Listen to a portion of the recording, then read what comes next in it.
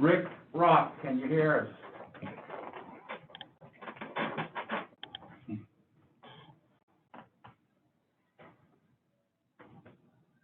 Be able to unmute.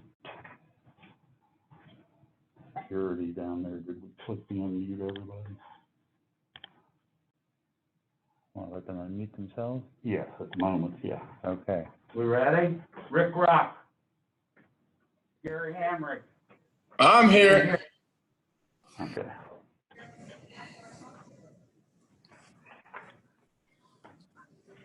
All right. I can hear you. Joining us by the Zoom, shortly after we call the commission to order, we'll be having some public comments. And we'd like to know who wants to speak that's on Zoom right now. We'll put you down. Unmute yourself and identify yourself.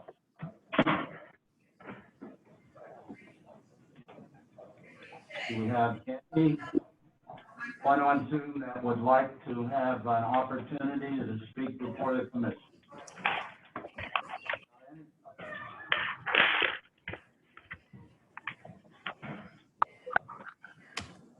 There are none. All right, we'll close that out then. Do we know where David is?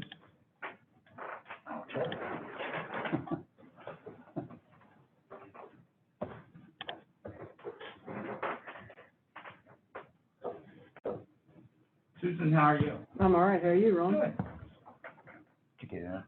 I'm getting Okay, I think it's on your desktop today. there. You had to change it. Come on, Hinkle. Yeah, it's logged in. Sweet. You go ahead and mute everybody. I think we are. That's my style. I always spend 15 minutes early. We're gonna mute themselves now. Yeah, it was.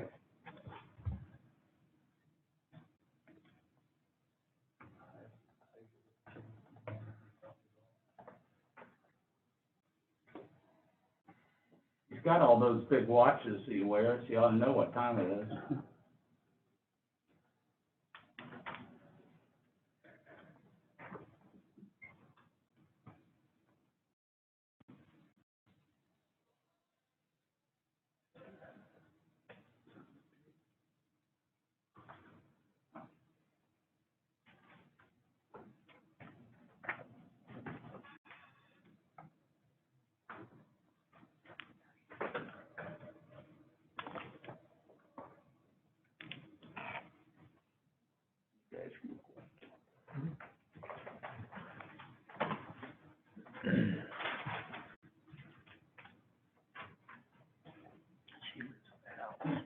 He's in the hall. It's wrong. Okay. Okay. Thank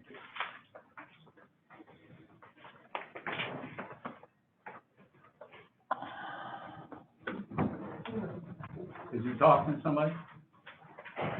No? I think you just walked in the door.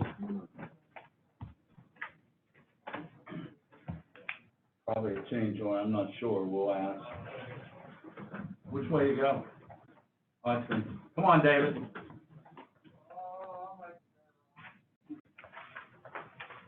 You must want me to do an oh yay when he comes in. You want me to do that, Judge? I know that by heart. Judge Bedell's not late. Uh-huh. Judge Bedell wouldn't be late. The reputation is if you're not 15 minutes early from me, You're you're late. 15 minutes late. Absolutely. But I've cultivated that over the years. All right, we'll call the Harrison County Commission meeting for Wednesday, August 26th. So if you'll please rise, we'll have an invocation followed by a pledge of allegiance. Dear Lord, I pray that you guide us, always satisfy the needs that need to be met during this meeting, strengthen us as we make tough decisions.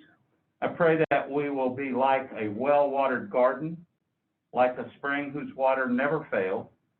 I pray that we will be fruitful. Further, please guide us so that this meeting can be productive. let us be effective, decisive, and bring the team back together. Amen.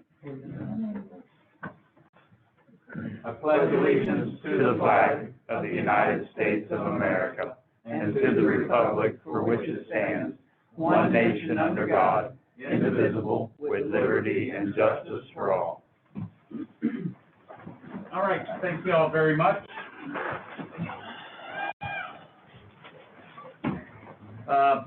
With all due respect to commissions, we're going to put number 8 to the top. It's consider matters relating to parking and hours of operation in courts. The judge is here. Judge, do you want to provide any comments? If not, Mr. Parker, just give us a snapshot of where we're at and where we're going so the judge will have that information. Okay. In the packet, you have a copy of an email that I sent to the Administrative Office of the Supreme Court of Appeals to Sarah Loftus, who's a paralegal, to my knowledge, in that office. It's a result of a letter we received August the 10th from the family court judges, Judge Conley and Judge Jackson, as it relates to parking for their staff. The memorandum of understanding addresses parking, and you see the questions that I asked as it relates to the family court area of parking, and then also for the magistrates and circuit court system, I went ahead and included the same questions as it relates to the overall court system to the administrative office. And I have not received a response yet. I did not try and call this morning, but I have not received a response yet. And then the last dealt with the public access for hours of operation for the court system. But that's where we stand right now as it relates to the information that's in the packet, Mr. President. All right, so at this point, there's not going to be any action until we get the responses, and then we as commissioners be able to take a look at the options that's available with the limited parking that we have to begin with and go from there. I have not received any response, so I wouldn't have any recommendations to make at this point from the administrative staff. All right, if there's nothing at this time, let's make it motion to make a part of today's record. I'd like to make a motion. All right, make it, David. All non-courthouse employees be given a 60-day notice to vacate the Harrison County parking lot. Make room for Harrison County employees to park there. All right. Do we have any idea of the numbers? Just as a clarification, just as a question of clarification, when you say non-courthouse employees, are you talking Harrison County employees? Harrison County? Okay. Only for Harrison County employees. I'm sorry. What if I'm working for down the street and I live in Harrison County? Oh, you say an employee though. Employees All for right. Harrison County. Okay. Discussion, Patsy? Pardon? All right, I don't have any either. All in favor, say aye. Aye. Aye. All opposed? No. Let the record reflect no, and Mr. Parker, you can put that list together, whatever it is. All right, I will do that. Okay. Anything else under the parking? We haven't discussed anything, David, so we haven't gotten the information back that Willie was looking for. Well, I'm not really looking for Willie, but the issue to me is, as I understand it, we charge our employees parking in the underground garage, Not much, but yes, and we charge them to park in the lot. yes. And only one elected official pays. Is that correct, Susan? I pay, I don't know if I'm the only one. To my knowledge, that's correct. Last time I researched it, that was correct. I make a motion, all elected officials begin paying for parking. Do what now? All elected officials begin to pay for parking. You talking about in the basement here? Yes, sir. All right, that's motion. Any further discussion? All in favor, say aye. Aye. All opposed? No. Another motion, David? Then I make a motion that Susan be directed to give all elected officials a 1099 for parking in the basement. All right. Per IRS regulations. Any further discussion? Patsy? All in favor, say aye. Aye. All opposed? Nay. Right. Next one. Here, none. The notice for the, parking down there, Willie, that's probably long overdue. Because I know we've had courthouse employees for 2 and 3 years on the list and never were able to, get the, privilege of parking down there for like $15 a month or whatever it is. Susan, would you please, have payroll get with me and deduct it last 2.5 years out of my paycheck, please? Yes. First. I appreciate that, thank you, and then take that out monthly after you've caught up. What are you paying? Yes, sir, after I it's above and beyond what the state says I can make. God, why don't you pay for all of it? No, I'm just kidding. All right, since we're done with item 8, let's move Green River, wherever that's at. Where's it at, Willie?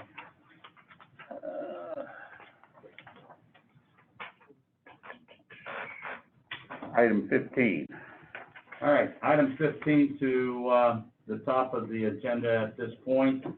It's review, discuss, consider recommendation for administrative staff to terminate contract with Green River Group LLC and issue instructions to Filling Associates to contract the apparatus, apparent lower bidder, Raycon Construction Incorporated, to prepare an addition to the bid proposal for consideration of the Government Service Annex, project. Mr. Parker. As you gentlemen are aware, we have a contract currently in place with Green River Group LLC out of Morgantown, dated June the 30th. The notice to proceed was issued, if I remember correctly, July the 19th, and there was some concern from the general contractor on that date of notice to proceed, and requested a revised date. We had a project meeting Friday, last Friday. Part of the meeting, we went over additional asbestos that was identified by all parties as it relates to asbestos around the chimney on the Kelly building, and asbestos tiles that were on a concrete slab and still are on a concrete slab. Mr. Parker, could you please hold till we have a quorum again? All right. Some tiles that were on a concrete slab from a previous demolition. Both of those, to my knowledge, have been identified as containing asbestos and the need for abatement. We received a cost estimate from the contractor that went to the engineering firm. The engineering firm reviewed that, asked for clarifications on some unit prices. I don't have that in front of me, but it was, if I remember correctly, between $57,000 and $58,000 total for all of the work. And additional 14 days was requested in that. Also, in discussion with the engineering firm, the county, through the administrative staff, made the offer and then repeated that offer at that $10,000 and the 14-day extension. That was declined by the general contractor. And then during that meeting Friday, the general contractor asked for hold harmless indemnification clause as it relates to environmental issues or hazards or asbestos on the site. The county, cannot, should not issue that, and we come at an impasse. We're, to the last knowledge that I know, as Friday, we did not have a shoring plan in place that was approved by our engineering firm from the general contractor, and there was some testing evidently arranged on last Thursday, prior to our project meeting on Friday. That was the item that triggered that special project meeting, and it's my opinion the general contractor is in breach of contract, and the termination would be warranted and would be recommended from the administrative staff. All right, we do have some people from Green River, and do we have DEP here? Anybody from DEP? Sir, I'm Dave Jekyll. I'm counsel for Green River Group. I'm with the law firm Gianola, Barnum, Bechtel, and Jekyll. It's my understanding the DEP was joining us by a Zoom call today. I believe his name's Jeff. Do we have anybody on Zoom that's with DEP? If you do, unmute yourself, identify yourself. Yes, Jeff Hitchcock with the West Virginia DEP. All right, Jeff, you'll need to speak up, okay? Yes, sir. Let's see if I can get this up. Okay, identify yourself for the record. My name is Jeff Hitchcock. I'm with the West Virginia Department of Environmental Protection, the Air Quality Division. I'm the asbestos program manager. All right. Counsel, do you want to ask the questions, or, Point of order, go right ahead, David. are we holding a hearing? We're getting, it's a discussion. Dave, really, Point of order, a discussion for termination? I just want to find out more about the action that was taken and why it was taken, and why we're in a position where we're at now. yeah. And I think that's fair, and in the soliloquy was just provided, I think it's. we haven't been told why Green out River of Group's order. contract is being Hold on, terminated. counsel. David, go ahead. I think it's out of order. I think staff gave us a recommendation. If we want staff to further investigate it, it's fine, but With all due respect, David, let's clear the air. I don't think we can, Mr. Well- President.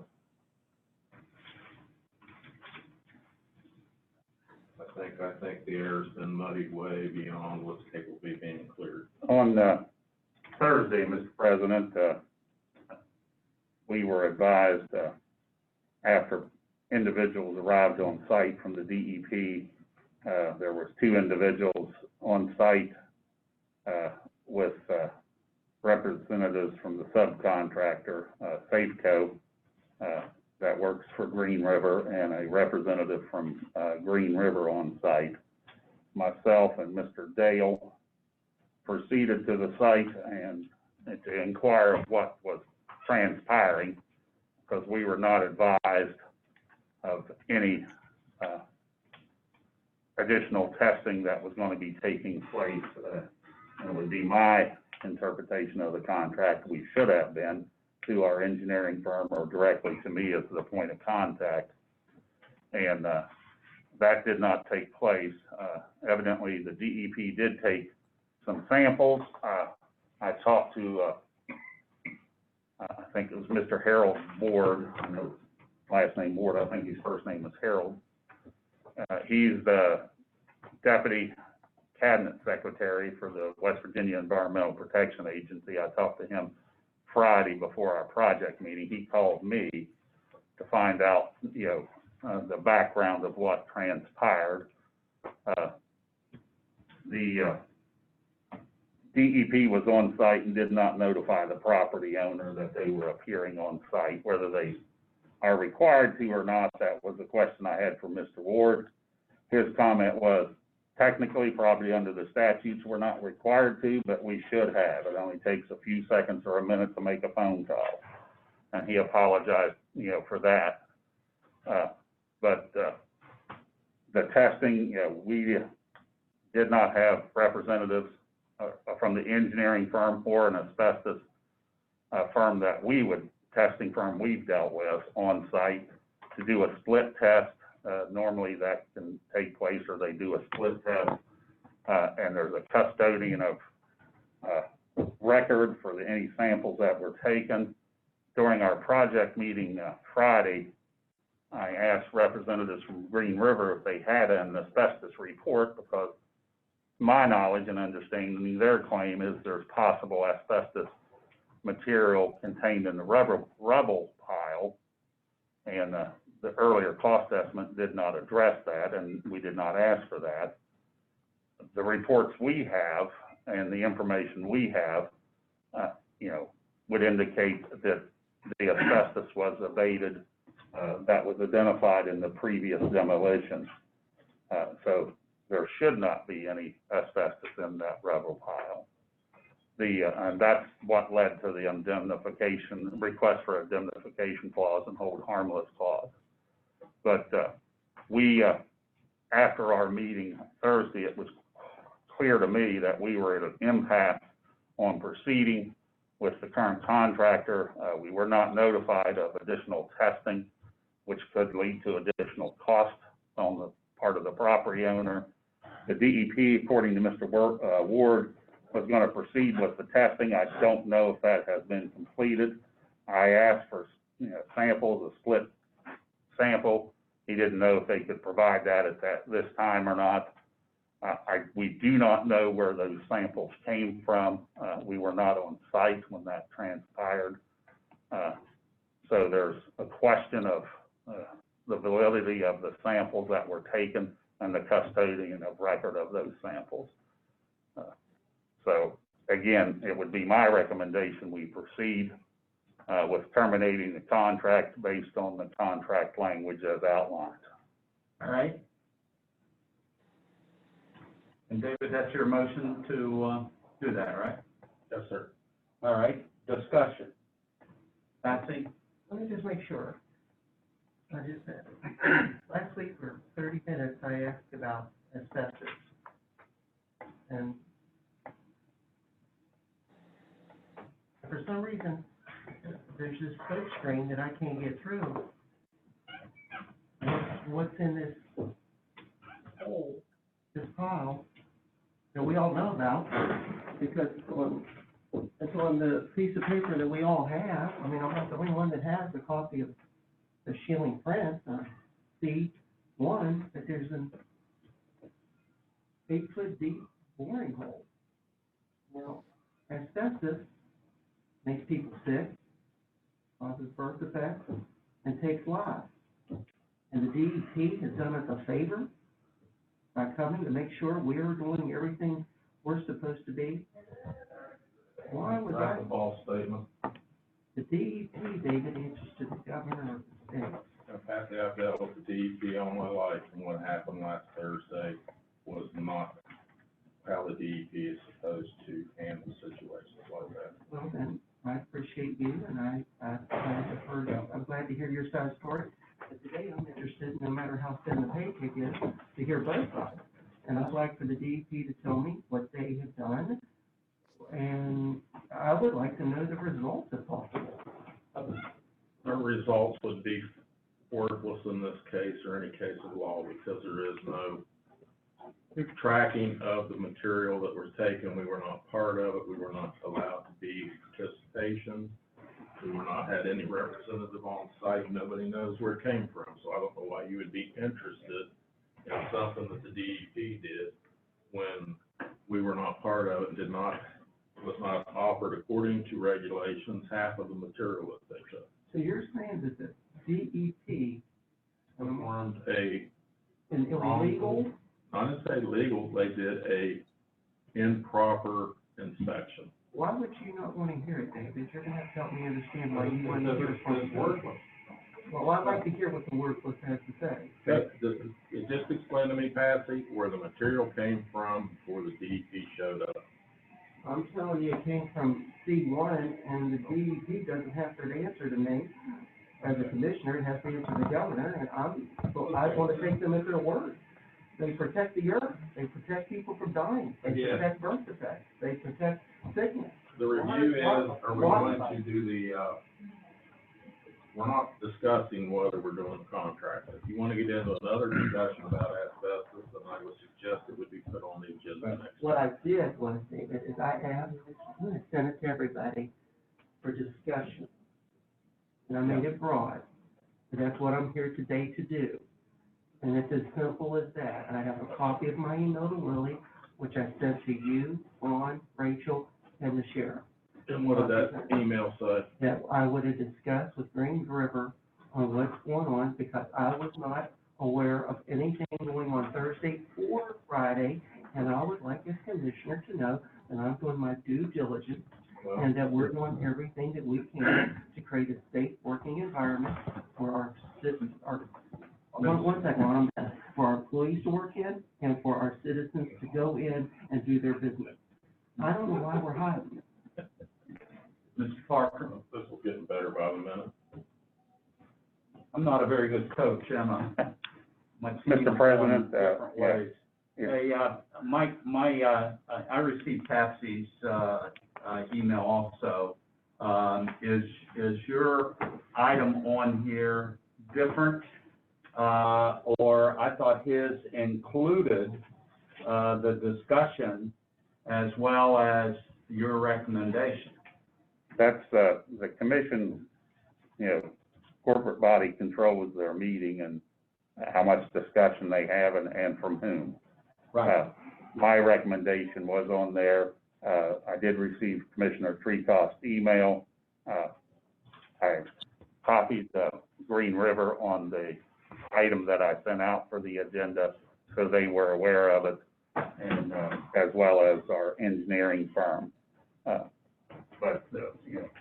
My part is the recommendation for termination of the contract, and as it relates to the asbestos, it's not that we're, in my opinion, it's not that the county's trying to hide anything, sweep anything under the rug.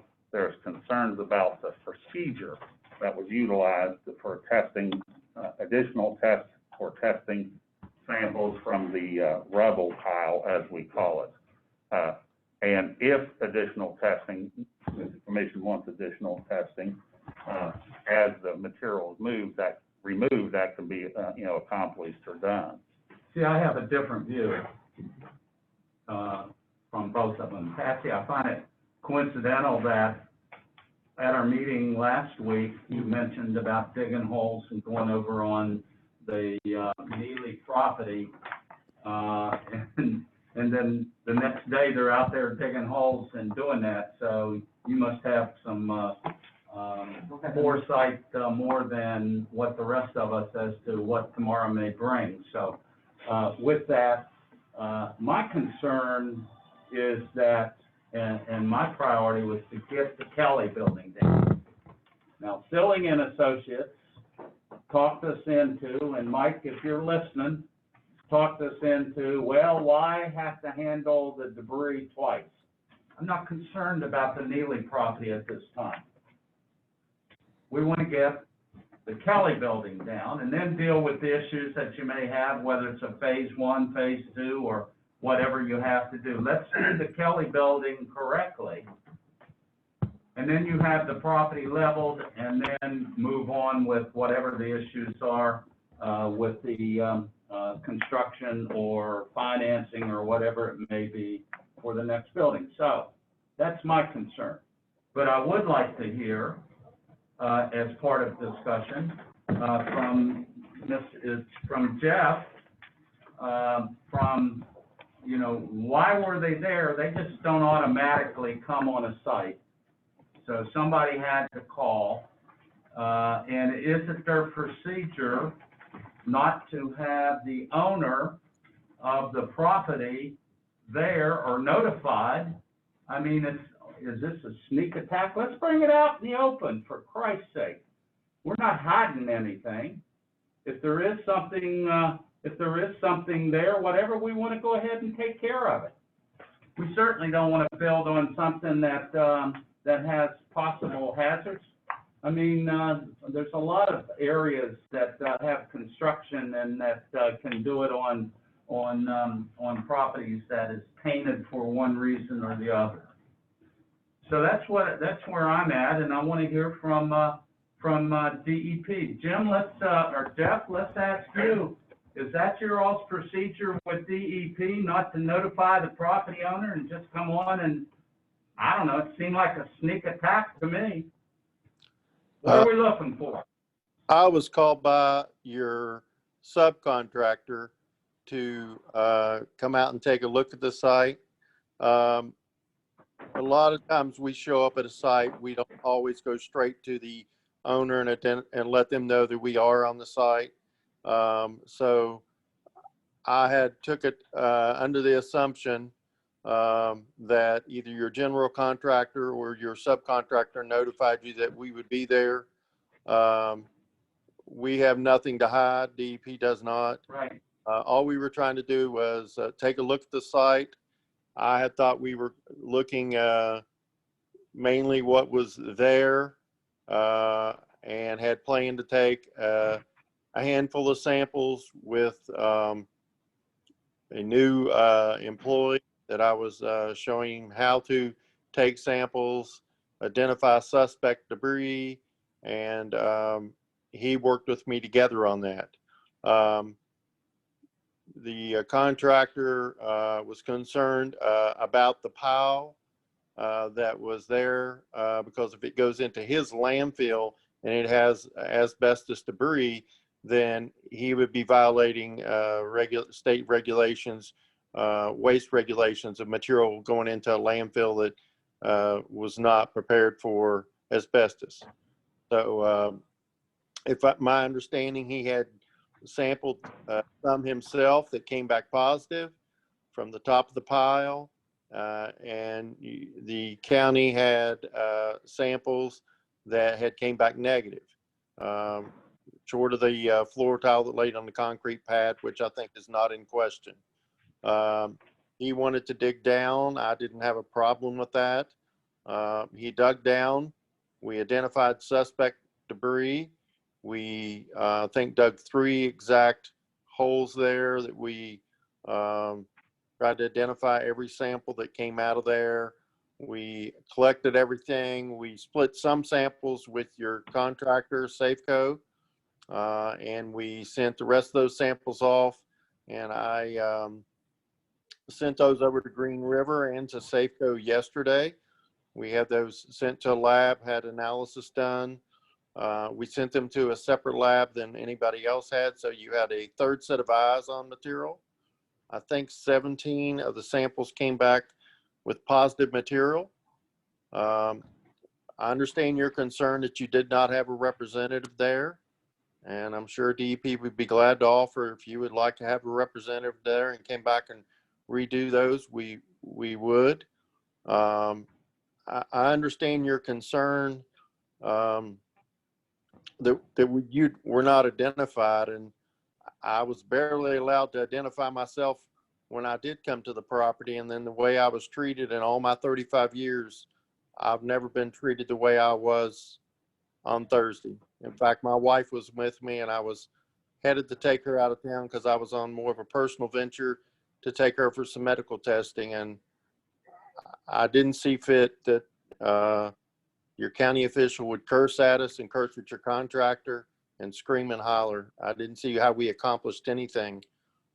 We could have probably talked in a professional manner and got a little bit accomplished. And I assume whoever you hire to do whatever, you're going to probably treat that pile as asbestos containing every bit of it, would be my guess. All right. Jeff, thank you very much for your comments there. Appreciate it. And I don't see where DEP did anything wrong. It looks like Safeco and didn't inform Green River, and certainly Green River didn't inform us as to what the issues was and what was going on. So, and I apologize from my perspective, if you feel that you were not treated correctly. So that's certainly not my method of operation.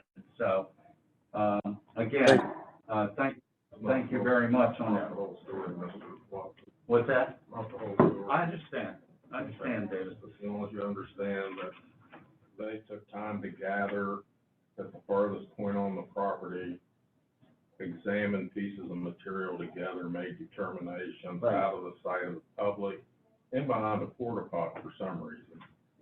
And when they were approached, they turned combative before we did. All right, we've got that on the record also, David.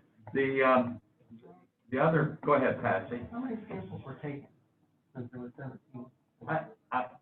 Patsy, I don't know, and from my perspective, we bought the property, and whoever the contractor was at the city of Clarksburg, permitted them to raise that building, and whatever due diligence that they did or didn't do in terms of making sure that whatever the hazardous material was taken care of properly.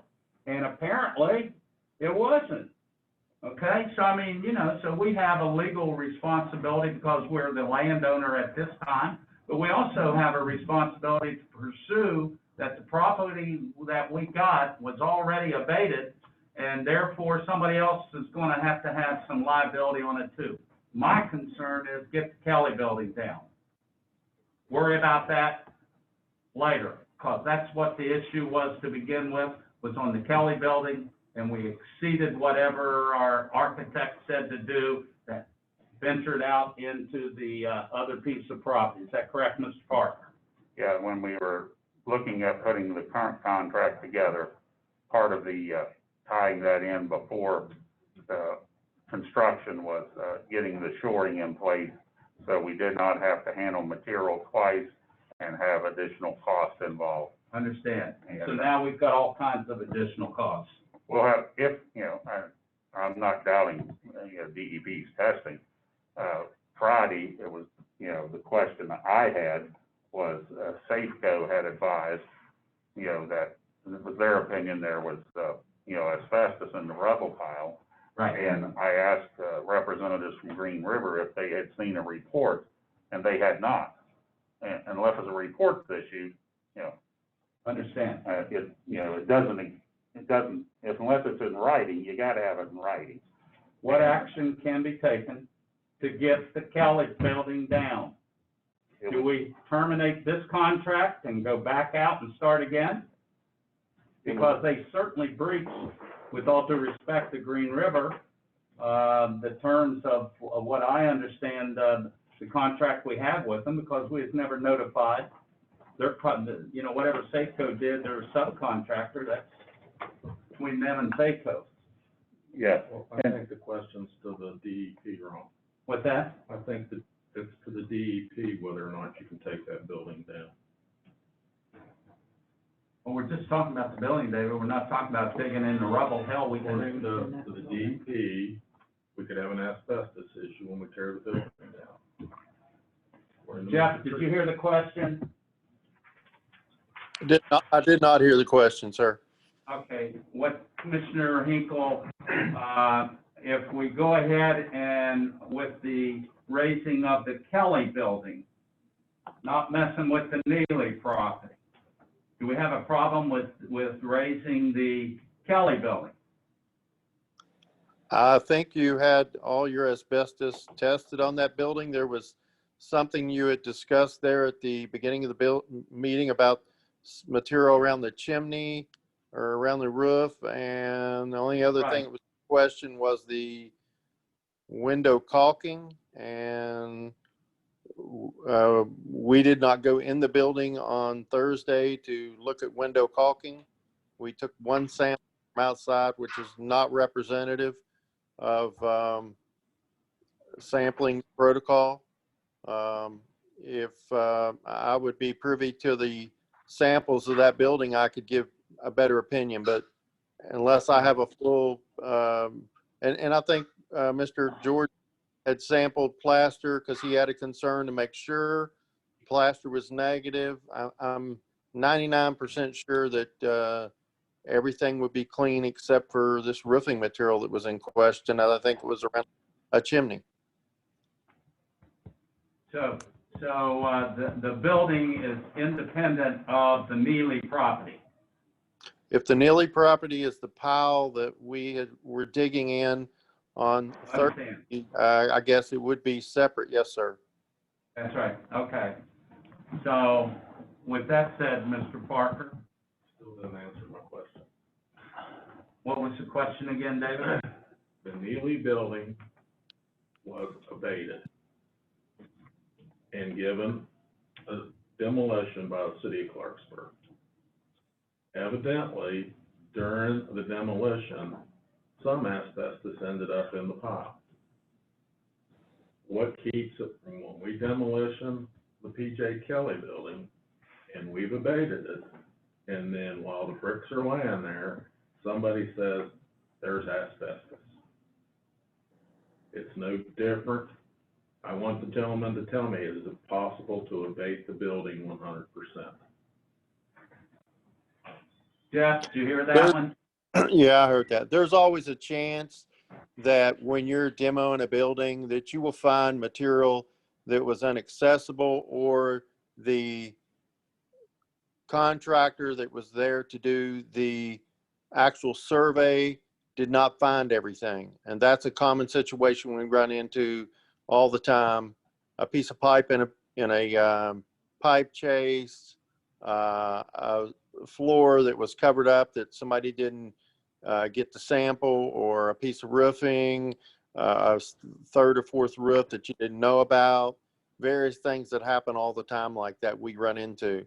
When that happens, the demo contractor should have enough knowledge in doing demo to recognize that situation if they see it and address it. There's always that chance that material's going out to the landfill, and it just happens. In that situation, there's always that chance that you won't get everything. So we realize that. So then Safeco's landfill is not 100% asbestos free? I couldn't say it is, sir. I would say it was pretty much impossible. I've never been to their landfill. I would say there's always that chance that material could be in a structure that they would tear down and would go to the landfill. So that would be with anybody's landfill that did demolition. There's always that chance. Okay, answer my question. All right, let me,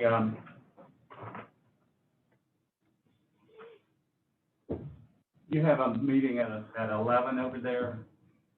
There, okay. I'm gonna have to, take a recess on this. We'll get back to it. We have a proclamation. The ladies do have a, scheduled meeting next door. And, so let's do the, proclamation. All right. Trying to pull up Mike's, there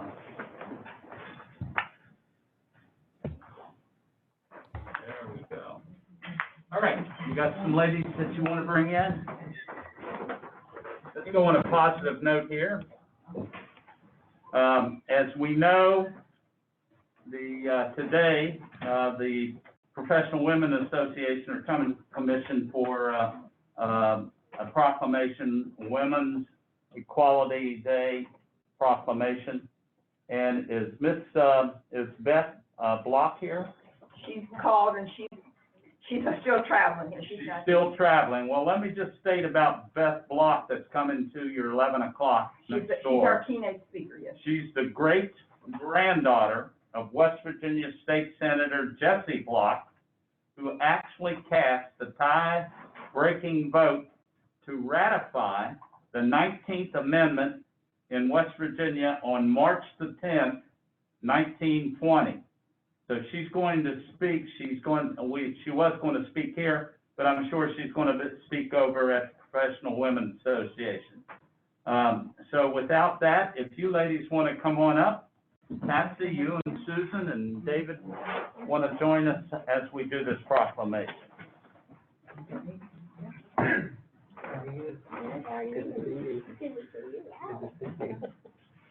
How you doing? Doing all right? This what we want? Yeah, this is fine. Come on in, ladies. That's clear music for days now. How's Miss Davis there, okay? Doing fine. Come on over. All right, here we go. Ready? Help me pronounce words that I don't know. You remember, I'm from law school. Yeah.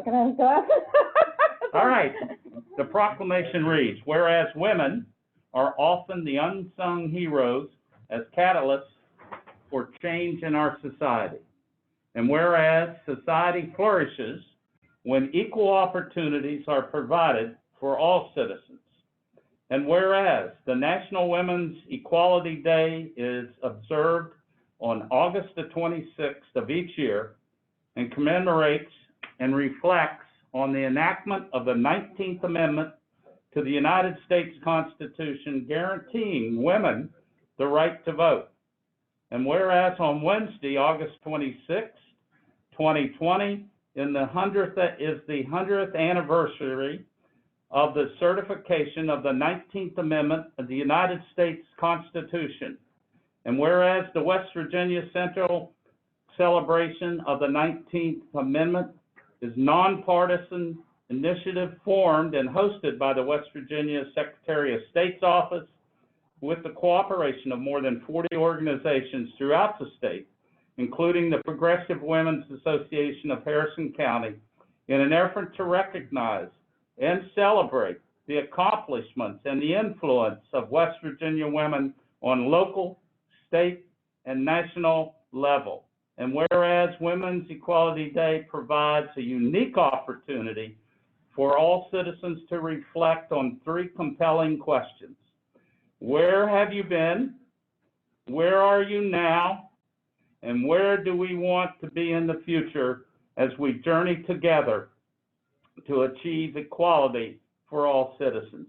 Now, therefore, be it resolved that the Harrison County Commission does hereby proclaim the 26th day of August 2020 as Women's Equality Day throughout Harrison County, and encourages all who read these words to share this proclamation so that the voices of the Harrison County women can be heard throughout their service, and to inspire others to reach out and make a difference in their communities and the lives of the citizens of Harrison County, West Virginia.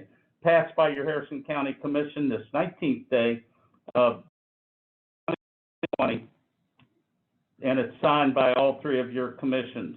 So, other than the date there, it, yay.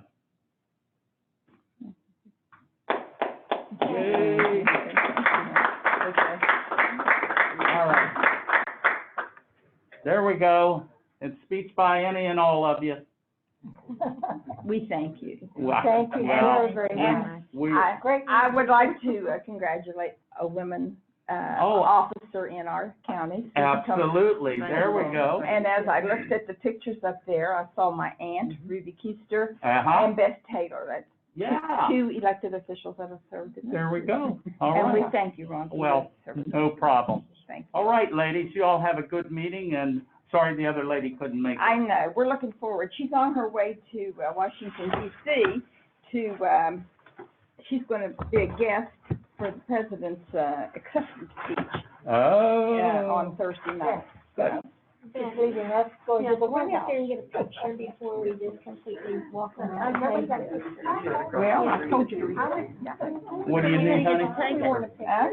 Well, you guys can get a picture. Go right ahead. This young lady took a picture, maybe we can get one from her. Oh, yeah, she'll send it to you. Will you send the picture to her, Joanne? Oh, what's the best way to get it? There we go. Do you want to send it? All right, honey. over? Have a good one. Dan, You recognize me. I'm Hey, Betty, Sylvan's daughter. Oh, I called you the other day for, the Pike County. Yeah.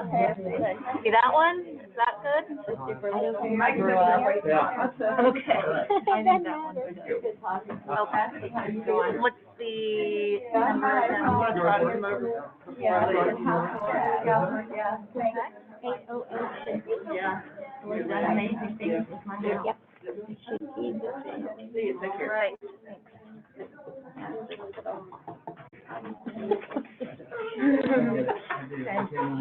Good seeing you, Cassie.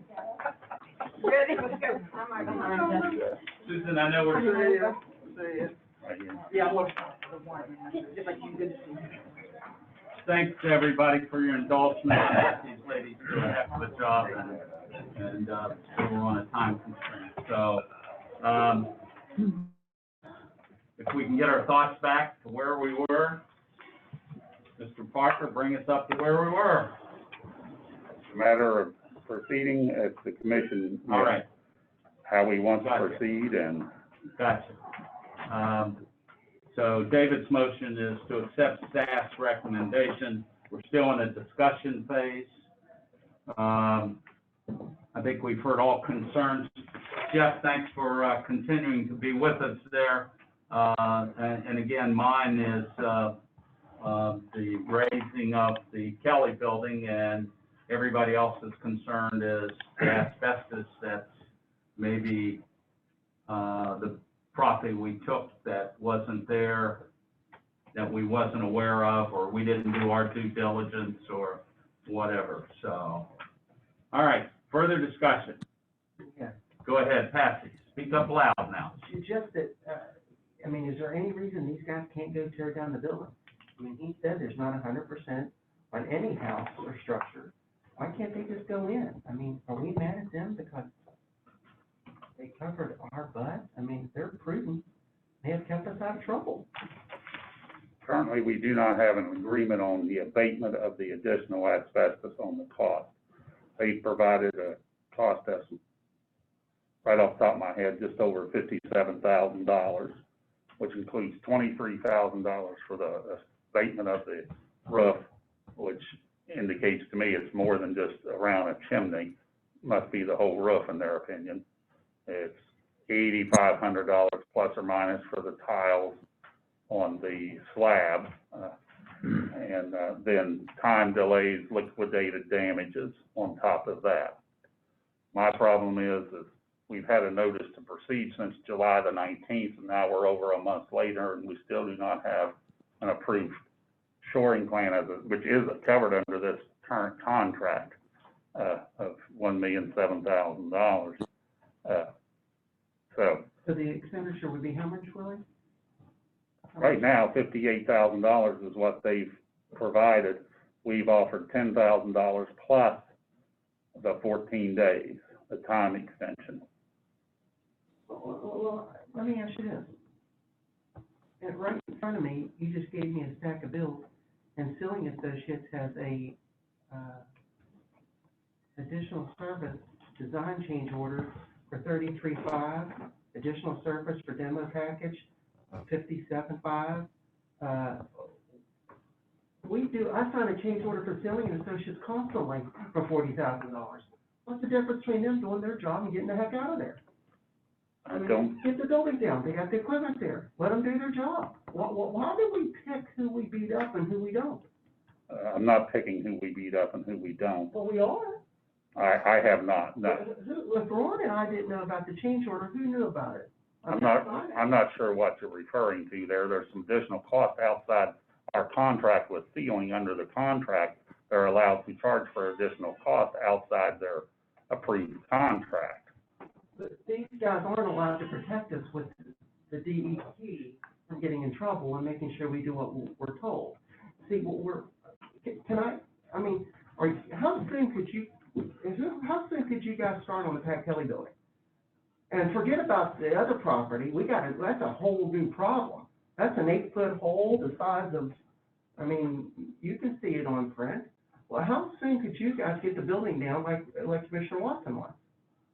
Commissioner, the building demolition could start, possibly tomorrow. It can happen quickly, very quickly. Stephen, I think the problem is that you guys want to make sure that the abatement of any hazardous material in the roof is just a start.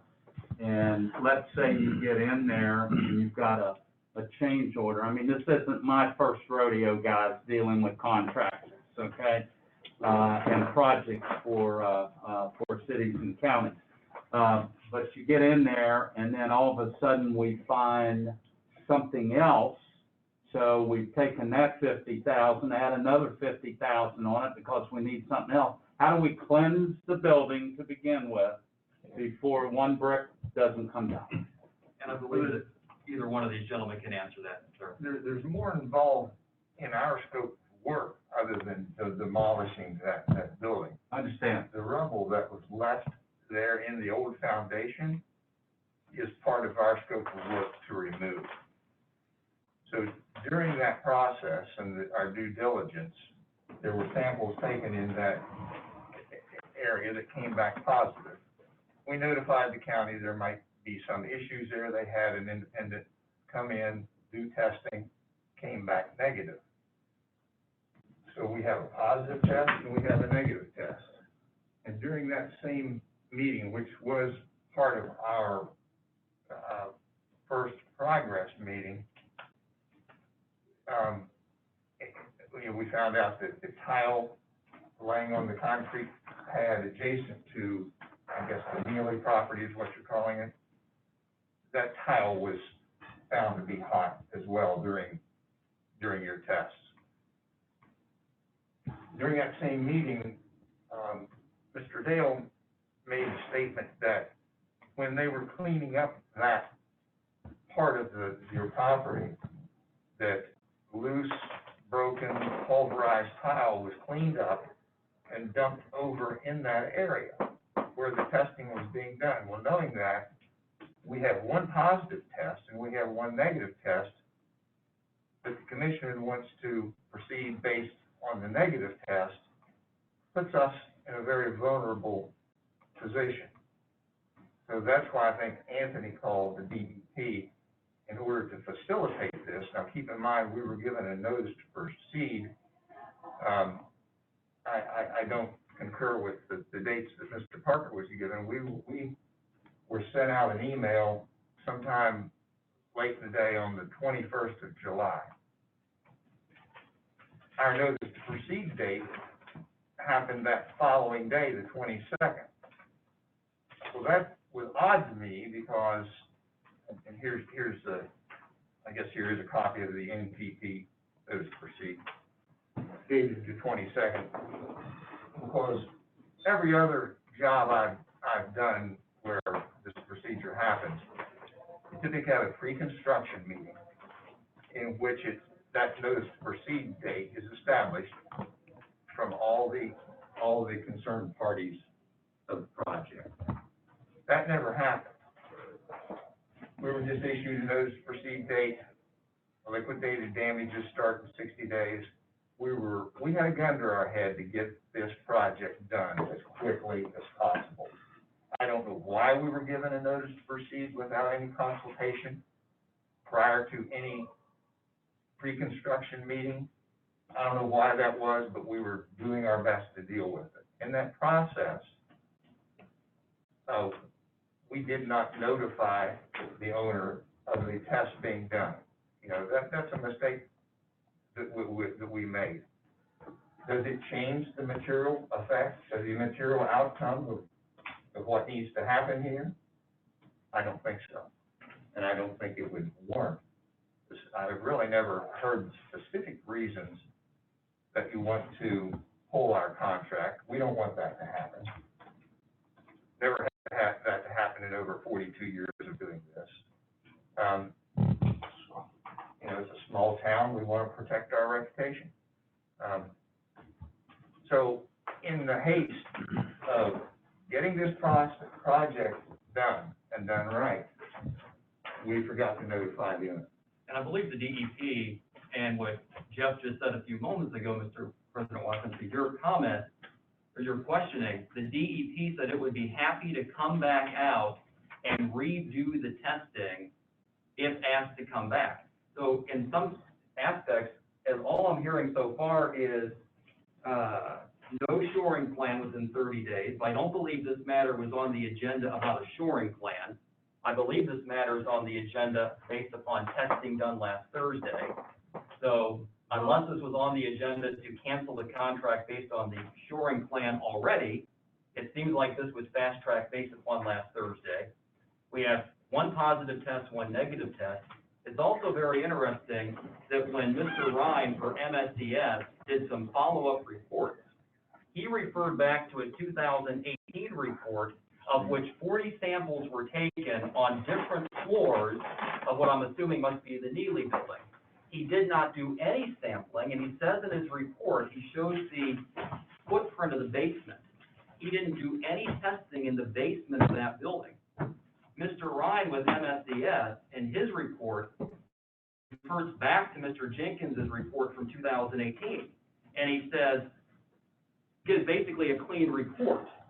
However, when you do a deep dive, literally into the basement, you find out that Mr. Jenkins's report from 2018 has 20 samples from one floor, 20 samples from another floor, and on his footprint, no testing done in the basement. The DEP is digging 8 foot deep, my understanding, into the footprint of that basement.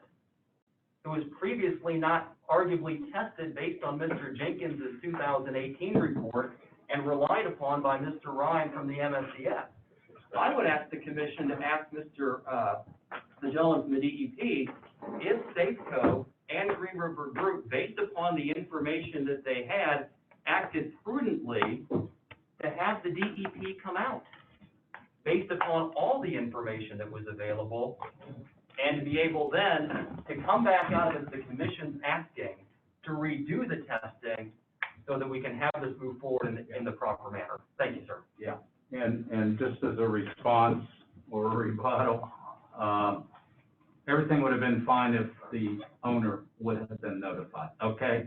So regardless of whether that was proper action there and with DEP or whatever, there was no contact with the owner of the properties, which should have been involved in the process, and that's what Mr. Parker is talking about in terms of a breach of contract. So whether it was on there or not, it's what perpetuated this was actually, I reckon, last Thursday's action or whatever. Yeah, that's what brought the project meeting together Friday, and there was already a breach of the contract. the agenda item is not specific just to that. If that's the plan, is to try to lay the establishment of violation of the Open Meetings Act. That's not the intent of that. The question is, and if we want to move forward with Green River, that's fine. And I apologize for the 19th versus the 22nd. Got that wrong. The question is, as it relates to liquidated damages and time delays being charged when we don't have the overall contract in place to be approved, I know we need to get the building down and such. But, and the question I would have at this point is $23,000, are you considering the whole roof hot or not? You have to be if it's more than just the caulking around the chimney area.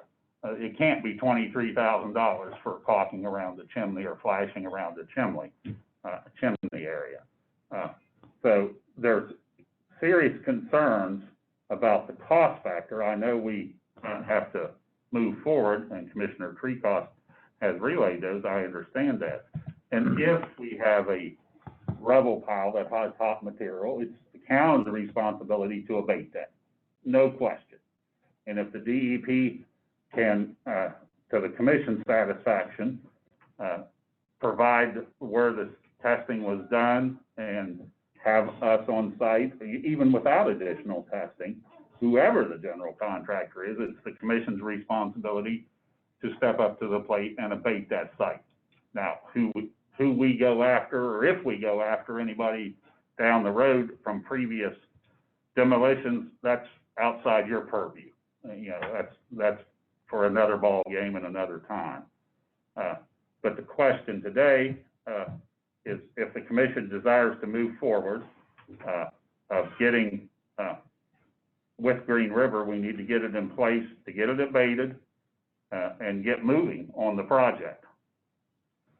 There's no question I don't think there's any question at this point of allowing an additional 14 days as requested. That should solve any issues on the notice to proceed. Additional 14 days should solve that problem. Mr. Parker, let me ask you a question in terms of, are we talking about the totality of the entire site? Or are we talking about the property only? As Jeff said, it could be independent of the Keaton Neely property, that we do our due diligence and redo the abatement of the Kelly building? Yeah. On all floors? We'll have to remediate the Neely building before you tear down the. You have to remediate, that's Yeah. not what, Listen, Ron, if they pull brick down out of P.J. Kelly building into the top of the rubble pile of the former Neely building, and you tell me that they're not gonna mix the two products up, and then we're gonna get stuck with a bill, or they're gonna have to come in and cover, if this gentleman's for Safeco, I got lots to say that Safeco first came into here, took samples, and has thrown a monkey wrench into this thing from day one without ever contacting anybody in this commission, and went out and on their own sampled material and has caused issues for this whole project. And we're sitting here today, not because of because Green River is our contractor, but Safeco has gone around and done what they want behind your back and our back. And we're sitting here today with your contract because you have not had any control over this sub. And that's why we're sitting here, is because he's the one that keeps finding all the asbestos and pointing it out to everybody. it's his best interest, isn't it? It's his best interest. No, can I, since you brought me into it, we'll just start. You are who, sir? I'm with Safeco. Yeah, your name, Oh, I'm sorry, Anthony Jordan. and your role with them, are you the owner? Yes, Okay, well, go right ahead. yes, sir, thank you.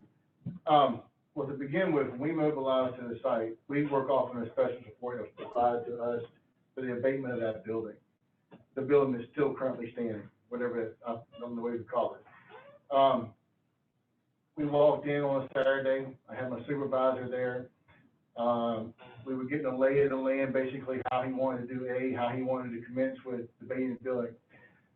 Upon that, he had actually brought me to the floor tile that was outside that building. It was all in a million pieces. Now, 9x9 tile can be negative.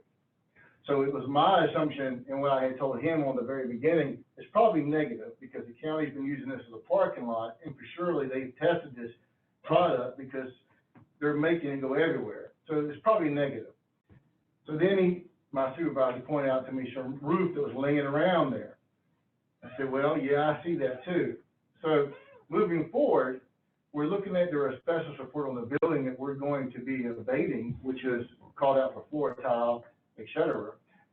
As he was setting that up, we noticed that there was a lot of tar around the chimneys, around the parapet walls of that current building. So we needed to sample that. Also, and that's to protect everybody.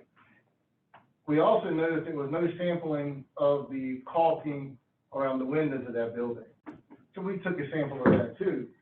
While we did that, we just happened to take a sample we took 2 samples of a roofing material laying on the ground. We took 2 samples of the floor tile that was scattered everywhere. Just so happened that floor tile did come back as asbestos. One of those samples came back as a roofing material.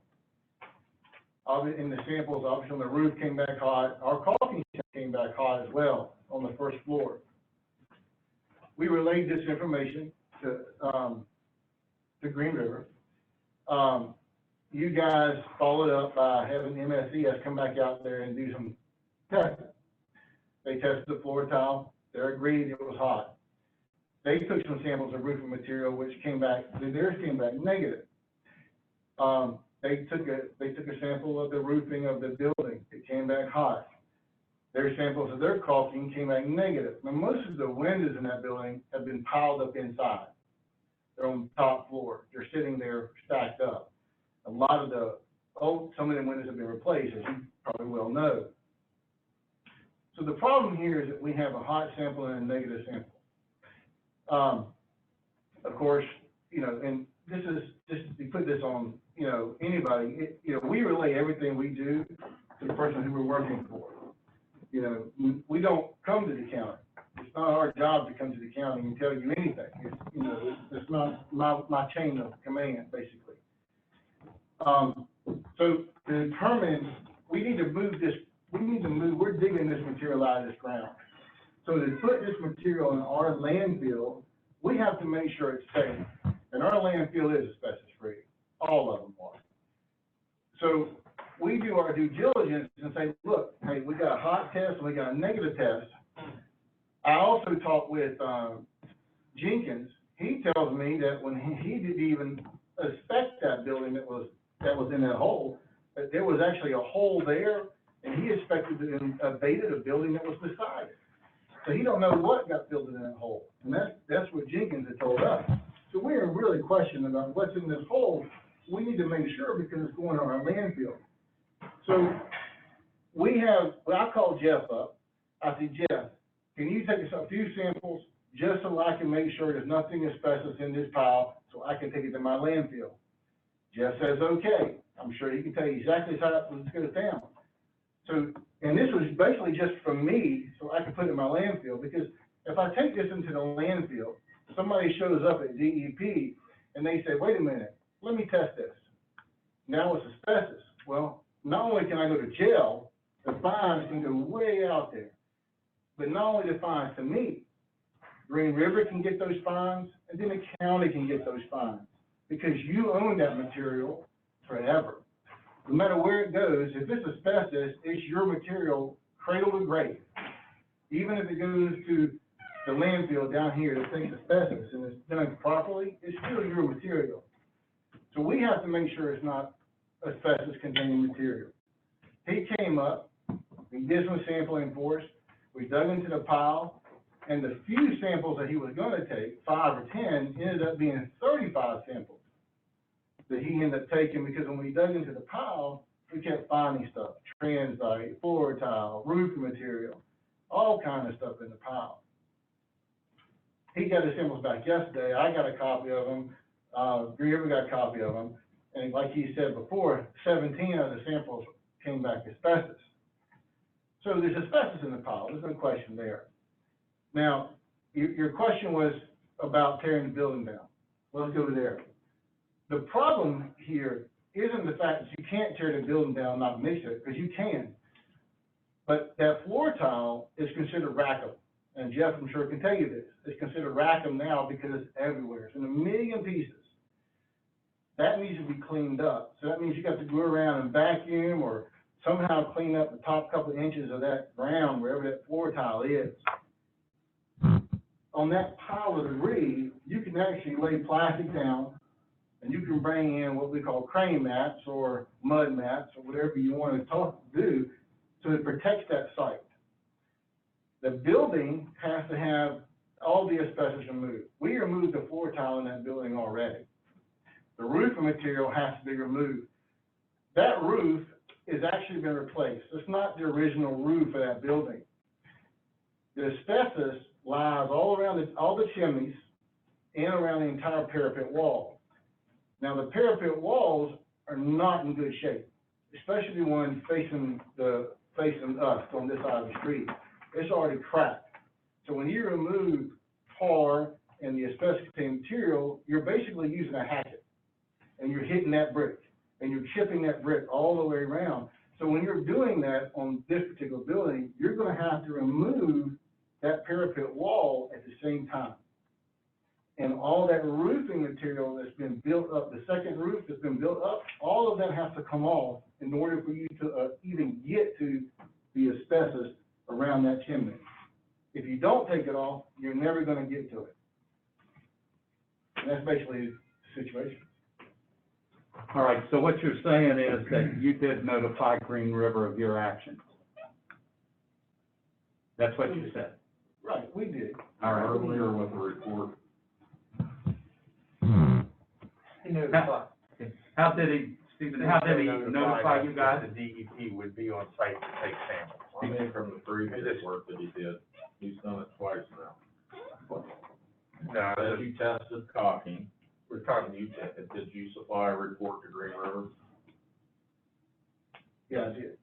Yeah, And you have documentation where those samples came from? I do. The chain of evidence? Yeah. I've been in this business, Has that been supplied to Green Yeah. River? I've been in this business, let me just finish. Has it been I've been in supplied to this Green business. River? I've been in this, my family's been in this business for the third one to get a contractor's license abatement in this state. The third one. I'm the second generation in this business. I've been doing 30-some years. Has the information been supplied in writing to Green River on what you did?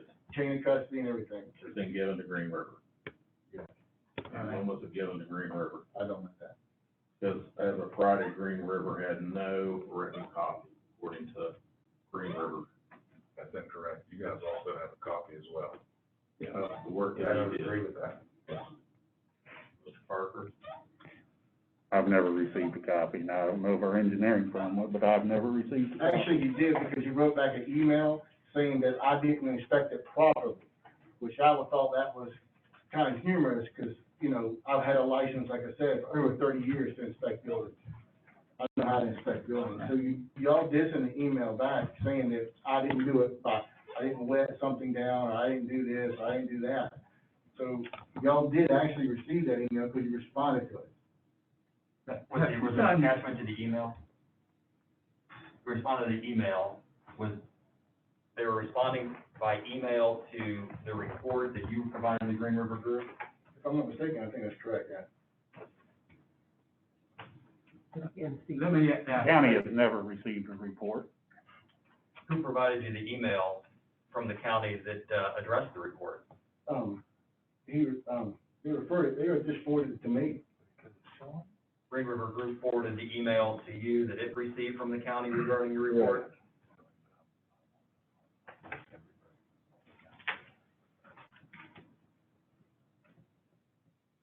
Because Friday, we had that discussion, and I asked representatives from Green River whether we had a report. Their response at Friday was no.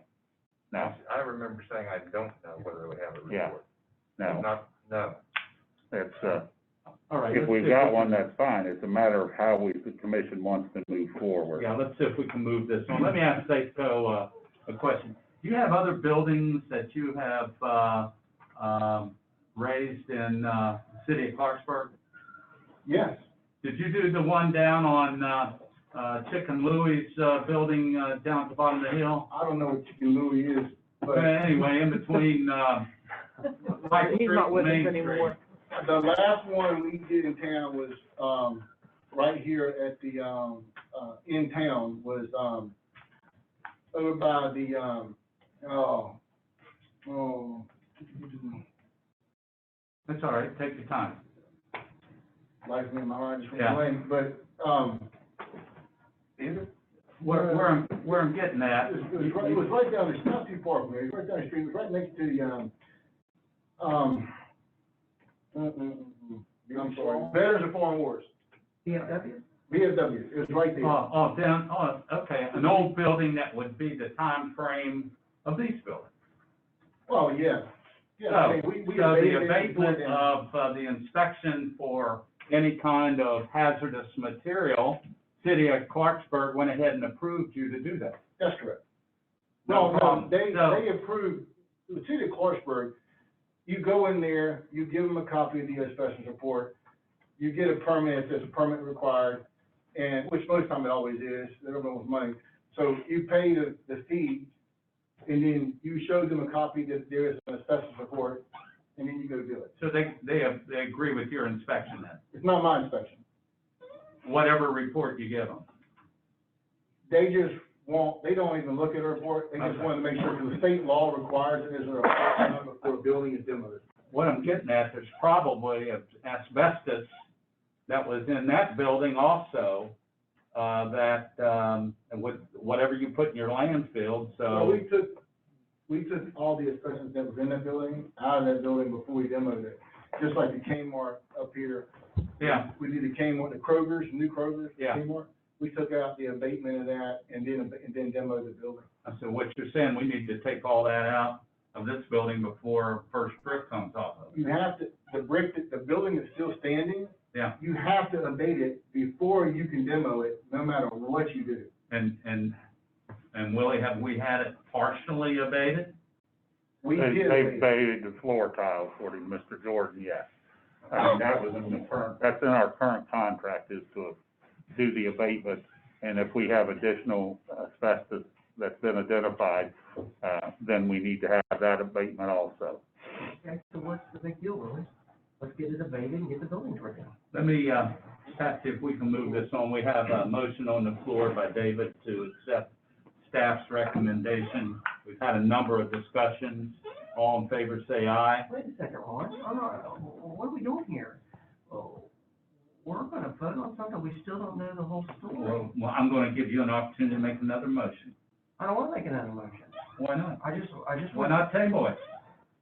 See what I'm talking about? Let David do his motion, get it off the floor. I'll follow your lead, I admit, I have to All follow right. you right now. So we have David's motion on the floor to accept staff's recommendation. All in favor, say aye. All opposed? No.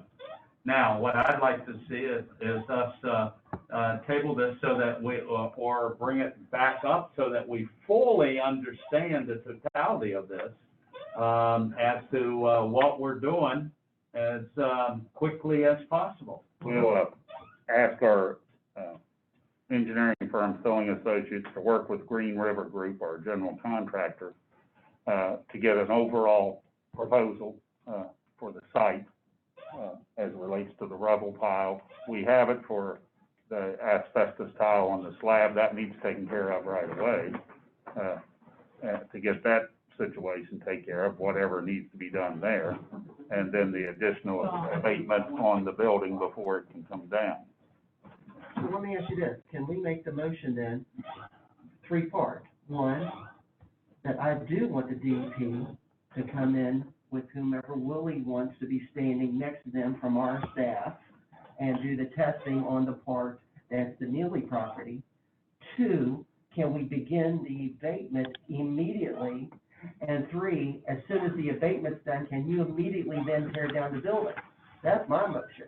One, follow up the DEP with a representative of ours. Two, abate the Pat Kelly's building as protocol by law. And three, tear down the building as protocol by law. Simple as that. Can we do that? I don't think so. Why? Because to abate it properly, this gentleman has to go in and remove every bit of debris in that basement, correct? When you talk about the Neely property, Yes.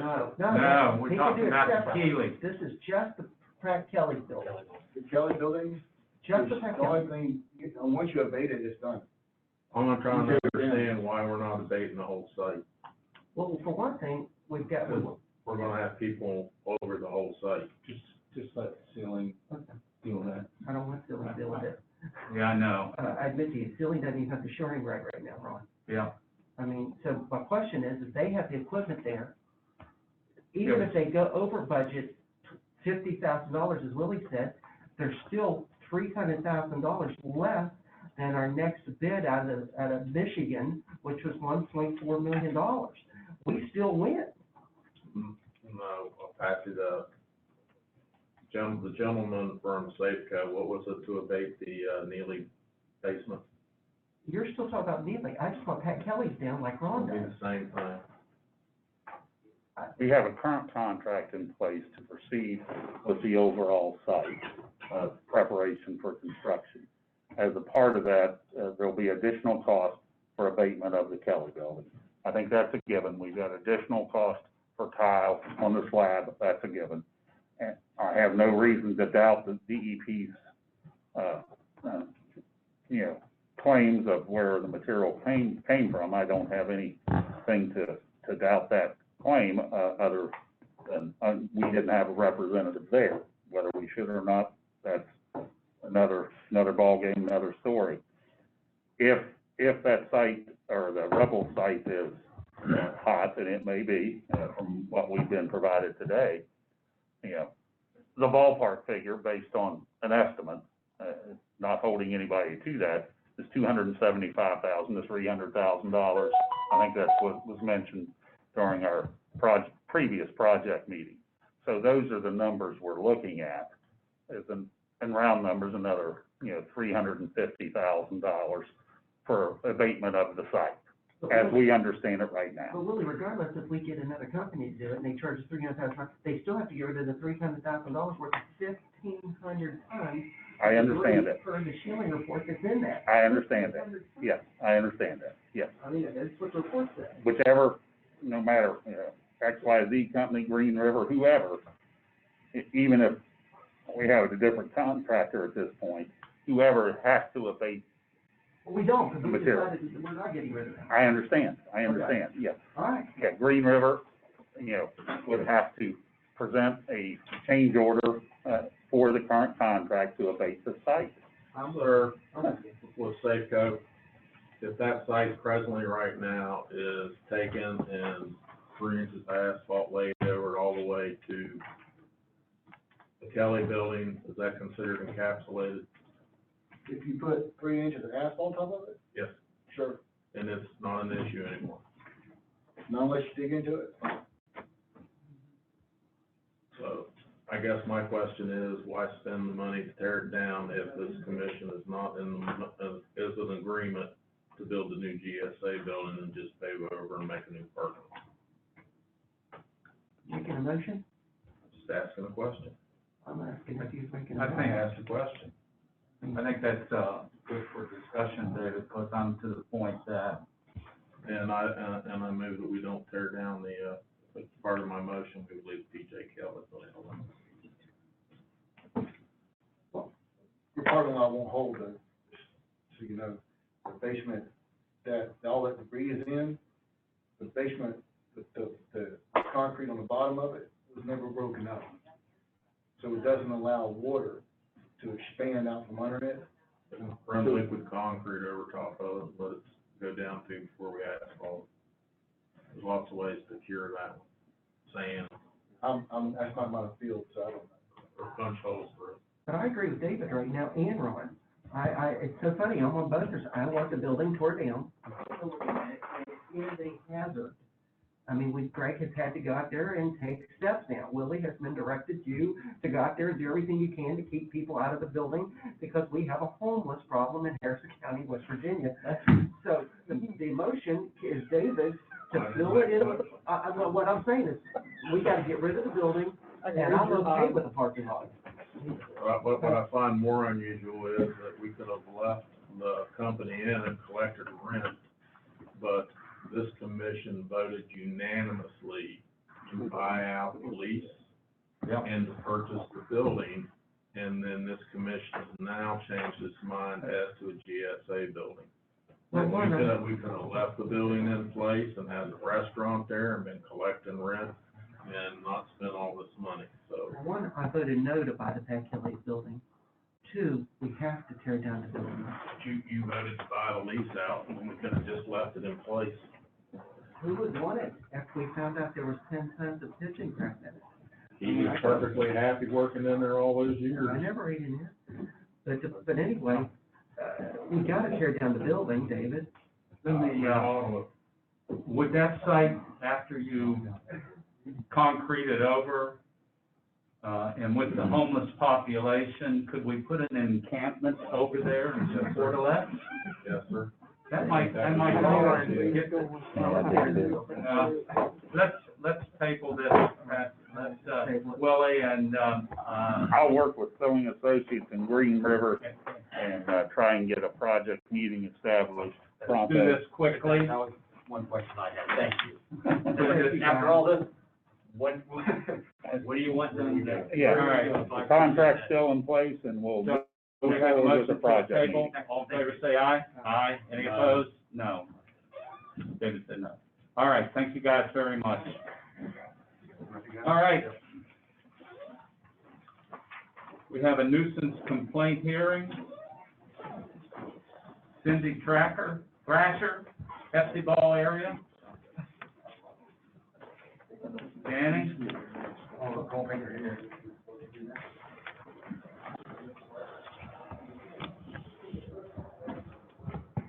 Nobody's here. No one's here? Okay, Danny, what do you wanna present? Property on Hepzibah, it's a repeat offender. They cleaned it up once. Got another complaint, went back, it was worse than it was the first time. They have cleaned the front up a little bit, but it looks like they have moved most of this junk they took out of the front into the backyard. There's pictures from yesterday. Was this supposed to be a hearing today? It was. So do we need a bench warrant? However you proceed.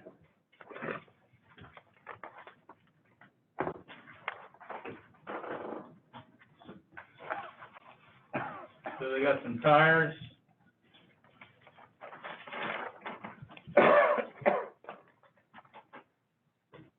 I want you to know that Snappers is 50 times worse than these pictures. I will get out there. Just to let you know. What's the pleasure of the commission? You wanna, she has not been before us before, right? No. All right. Got any cost as what it would take to clean up the property? I don't have any estimates, no. I would assume that wouldn't be much. There's not a whole lot there, but what's there looks horrible. Wow. I mean, I look at this, I see more than that just driving down 25. Sure, every day. Every day. But it still is in violation of the ordinance. I understand. I understand. All right, what's the pleasure of the commission? Nancy made the motion. Oh, To the judge. what was it? Send it to the judge. Let's go then. Send it to the judge. Send it to the judge. All right. That'll go on the list. Have we ever had one that went before, magistrates or whatever? Circuit court. Circuit court? Yeah. Oh, we had, Dirty Dave, whatever his name. Yeah. Dave somebody. All right. Fish buying. That's a motion. All in favor, say aye. Aye. No opposed? All right. The alley closure, That, canceled. They all right. did not have proper notice according to the statute, so All right. we'll have to reschedule that. Public comments. Mr. Parker? We Nobody? have none that I'm aware of. All right. We'll move right on consent agenda. What's the pleasure? Motion approved. Motion to approve? Hearing none, all in favor say aye. Aye. Payroll change notices, got a couple. And we have Brian Lowder, who retired, and then Aaron Barber, a resignation also. So that's in the folder. Where is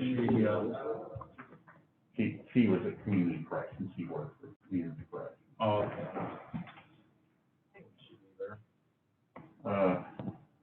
Case manager, I do believe, Mr. Hamrick's not going to fill that position at this Is that a time. grant position? So, partially, yes, and he's realigning duties and realigning funding. All right.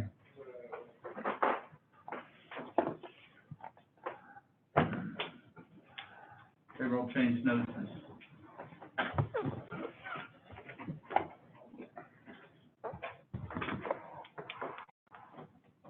Get ready, Susan.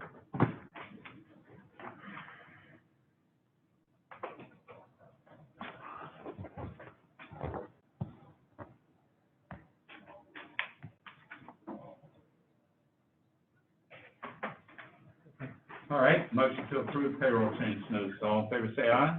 Aye. Any opposed?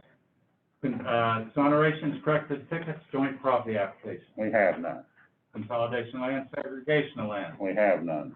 Item 6 is the, project fund requisitions on the Charles Point Economic Development. Do we have any? No, we do not have any. All right. Item 7, review, discuss, consider a resolution authorizing application for West Virginia JAG, program, adopting all special conditions and assurances contained in said application, appointing the president of the county commission, to administer said program. Mr. Parker. The, resolution is, in the packet, a copy, and it's authorizing the application and adopting all the conditions, and requires the president's signature. Mr. Parker, let me ask you about, the conditions, with the JAG grant. What's it for? I'm sorry. What is it for? Oh, it's pro officer, Okay, to assist in funding in that program. okay, so it's school officer. Yes, prevention resource officer. And then once those funds run out, we're obligated to make it a full-time. We would continue the positions, yes. What the Board of Education has currently been making up any additional funding required for the position. Out of the JAG fund. Yeah, So if the JAG fund goes, we'll have part, and, the Board of Education would have part. all right, what's pleasure? Motion for. All in favor, say aye. Any opposed? Item, 9, review, discuss, consider right-of-way with the, Zayo Group LLC on the fiber cable for the Southern Trail. Have we got? Go ahead, Dave. Point of matter on number 8. Yeah, To discuss parking, yeah, I thought we handled that, with we the didn't handle the hours of operation. Oh, I'm sorry, thank you very much. Back to number 8, hours of operation for the courts. Is it different than ours? That's one of the questions I've presented is public access for the court system. It's my understanding, and I'm not an attorney, or if there's other codes out there, but Statute 732 is the establishment of hours of operation for the courthouse. And that's us. Which would be the county commission, which includes, according to the language of the statutes, facility housing the courts and offices herein set out, shall be open to the public, Monday through Friday during hours prescribed by the county commission. Currently, where 9 o'clock is our access for the public to the courthouse. Sometimes some of the court functions start prior to that, and the public would have the right to attend possibly some of those court functions, depending on the type of court activity would be. That's why the question was sent to the administrative office of the Supreme Court of Appeals. Have you got a response? No, I have not. All right, David, what do you want to do with it? I mean, our hours of operation, that we approved the first of the year is 8:30 to 4:30. Yeah. There was an exemption of that, because of the, COVID. And now it's back to 9 o'clock and gradually getting back to the 8:30, I would assume. So what hours are the court operating? Court employees, which is fine, if there's court employees, court hearings they can do remotely, operate from 8 to 4.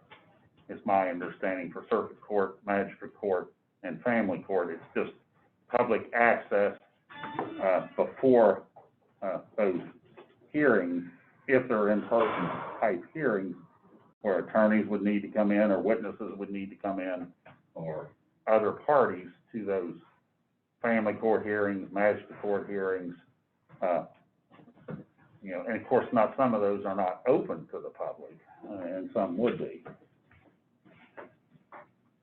Is it costing us some expense?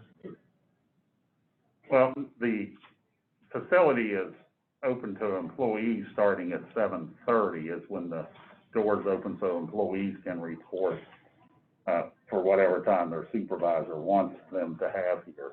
So we already have that there. It's a matter of the public showing up before our established operating time of 9 o'clock currently. And it could be an issue if it was 8:30, since the courts sometimes start at 8.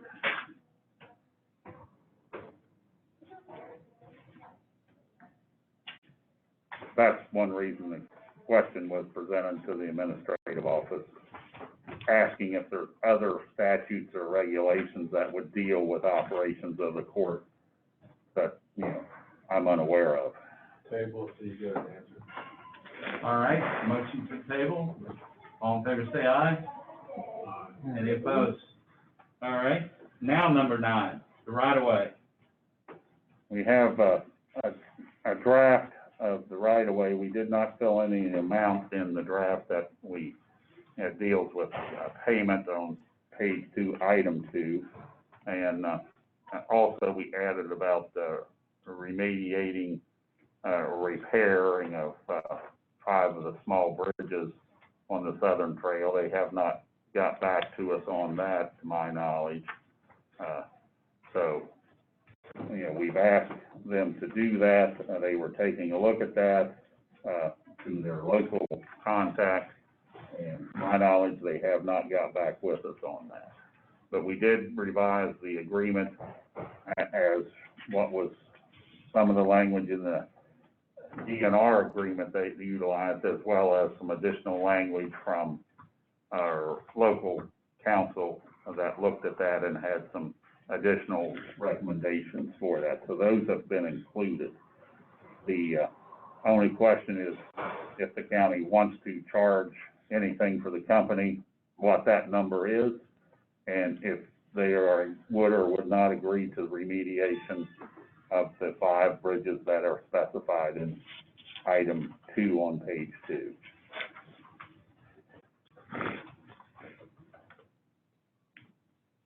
All right, Willie, the contract that DNR has for that 70 miles or whatever, I read over their agreement. They're only charging them like $500 Yes. for that entire thing. And in ours, hopefully and we had some discussion yesterday, by the way, as a supplement to this, with the Reconnect program that HREA is doing, and they're looking at a $25 million investment there,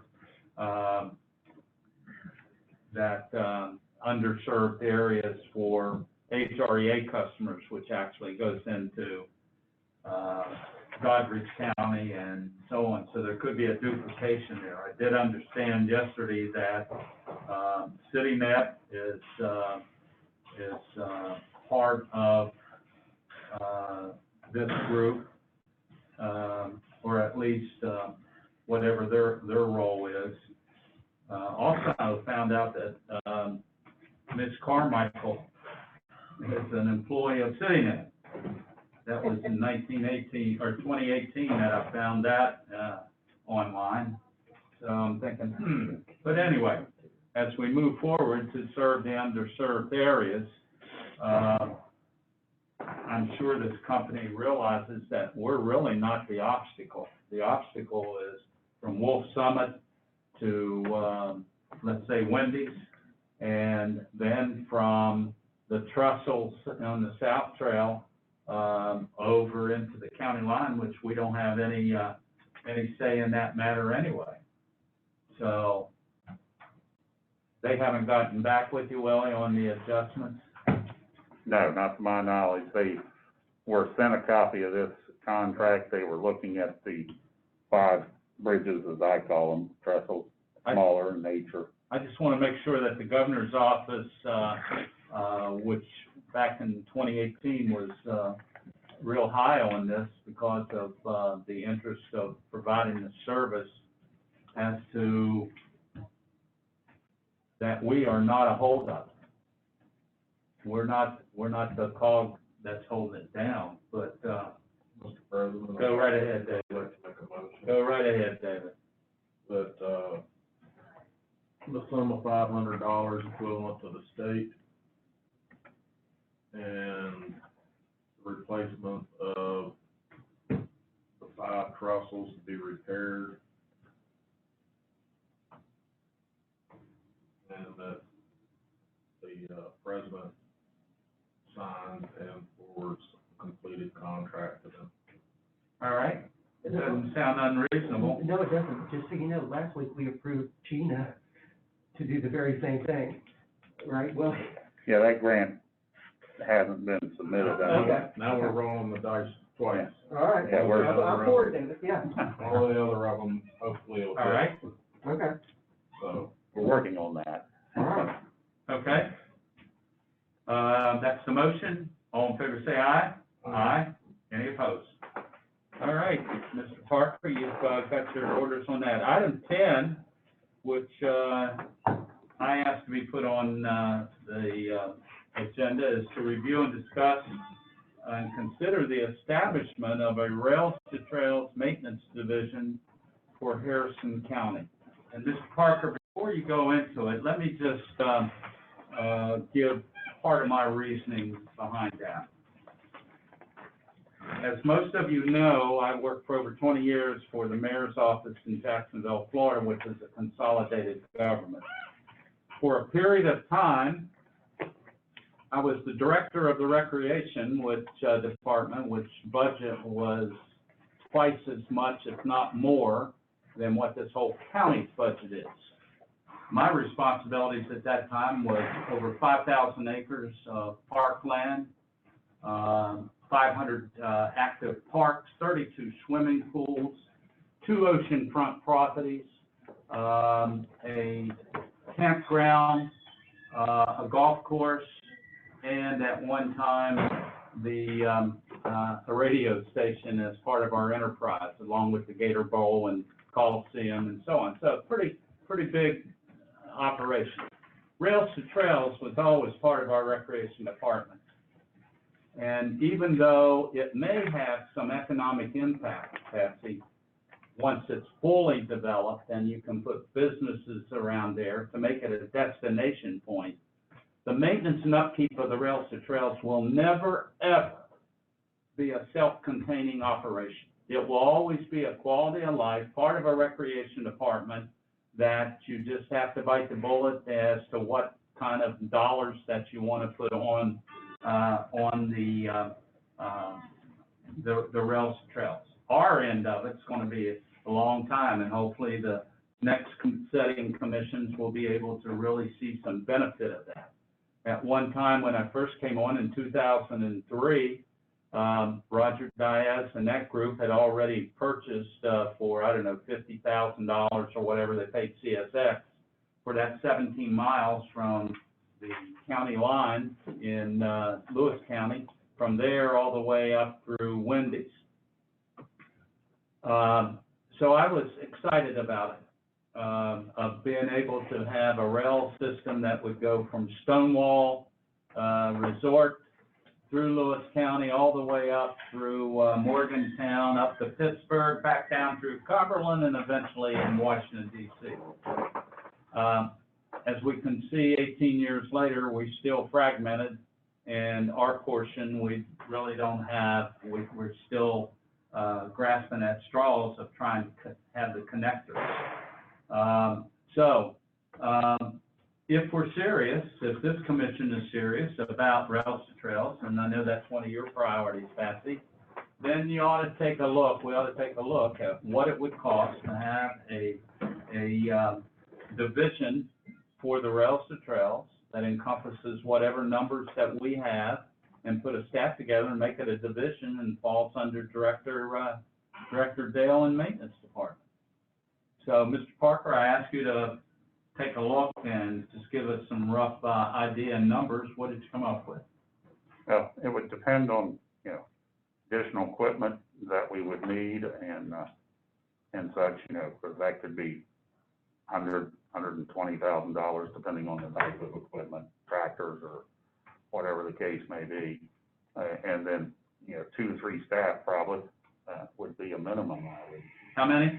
2 to 3 would be a minimum, I would think. So the number's $50,000 a person, depending on benefits and where they would start at. So $250,000 to start, I would think. Well, let's do this. I just wanted to throw it on there for discussion and in support, Patsy, of your efforts and what you're trying to do with Rails to Trail, because I am supportive of that. It's not a cost-effective thing. It's high maintenance, but just to give some idea. So I won't go any further than that. Just to bring it to your attention, make it part of information for today. So I'm going to ask you, David. Go right ahead. The question. In the conversation we've had, amongst the three of us, could we take the $150 to get the equipment out of the excess levy with the money that's left over? How much is left over, David? Right now? What are you talking about, out of the vital service levy? Yeah, you can place it anywhere within those projects that's already approved by the taxpayer. And if we started it at 43, they would start at what, 39? I would, instead of, this is me, I would start probably at a 4 or 5-1, which is 36,000 Okay. in round numbers, and the related costs and benefits.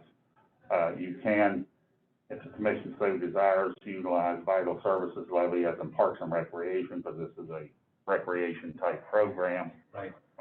There wouldn't be any problem in that. And if you, in the future, if you wanted to even spell it out in more detail within the Parks and Rec, not saying you would, but you can include that funding in that Parks and Rec program and build that up if you so desire to include capital equipment and staff for that. And let me just say that,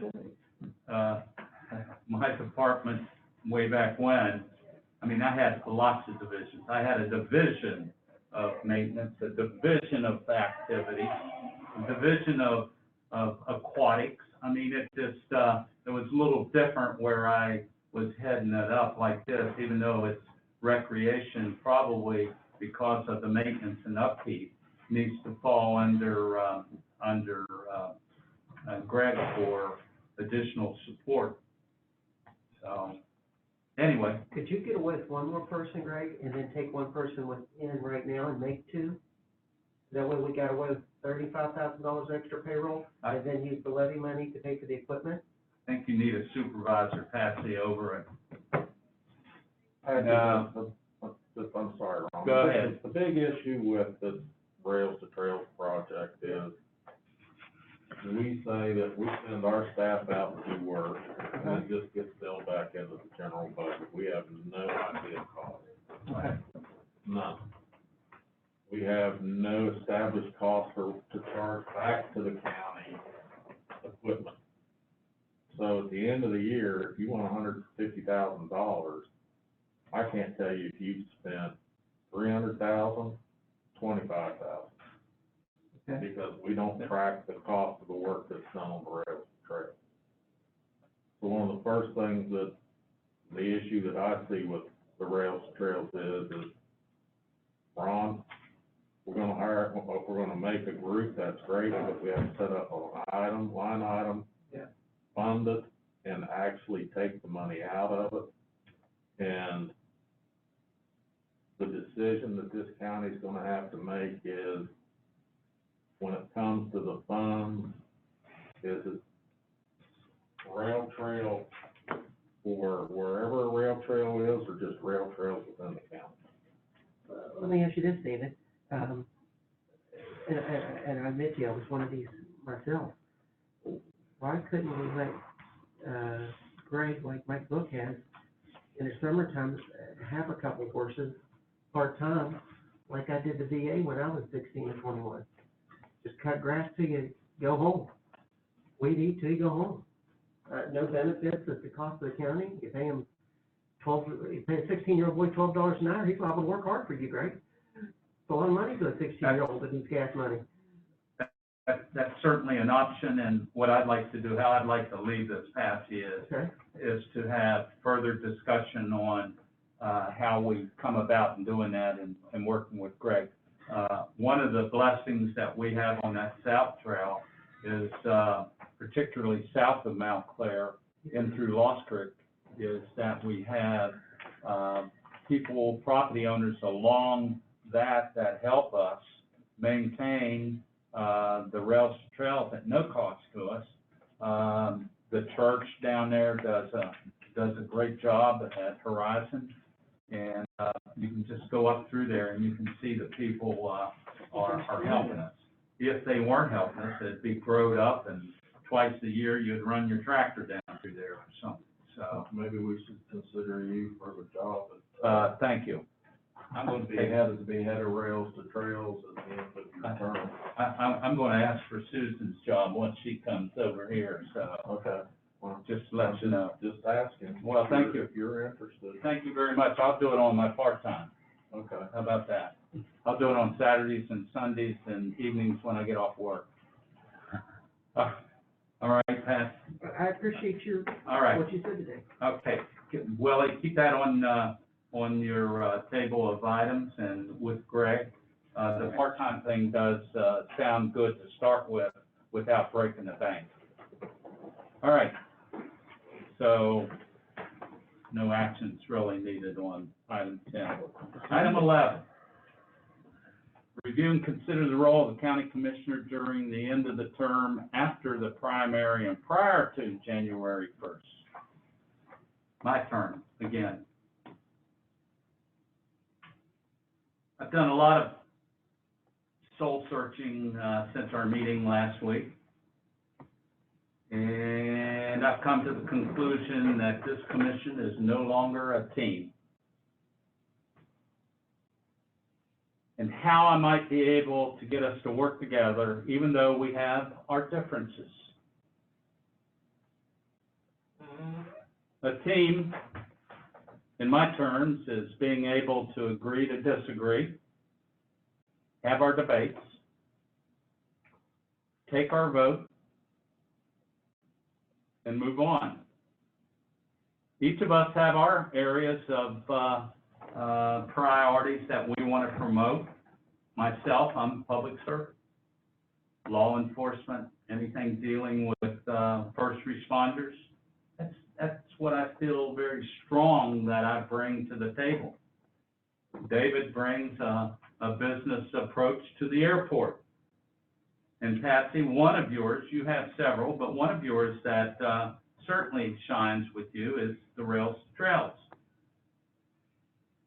And we should never forget what the term team means.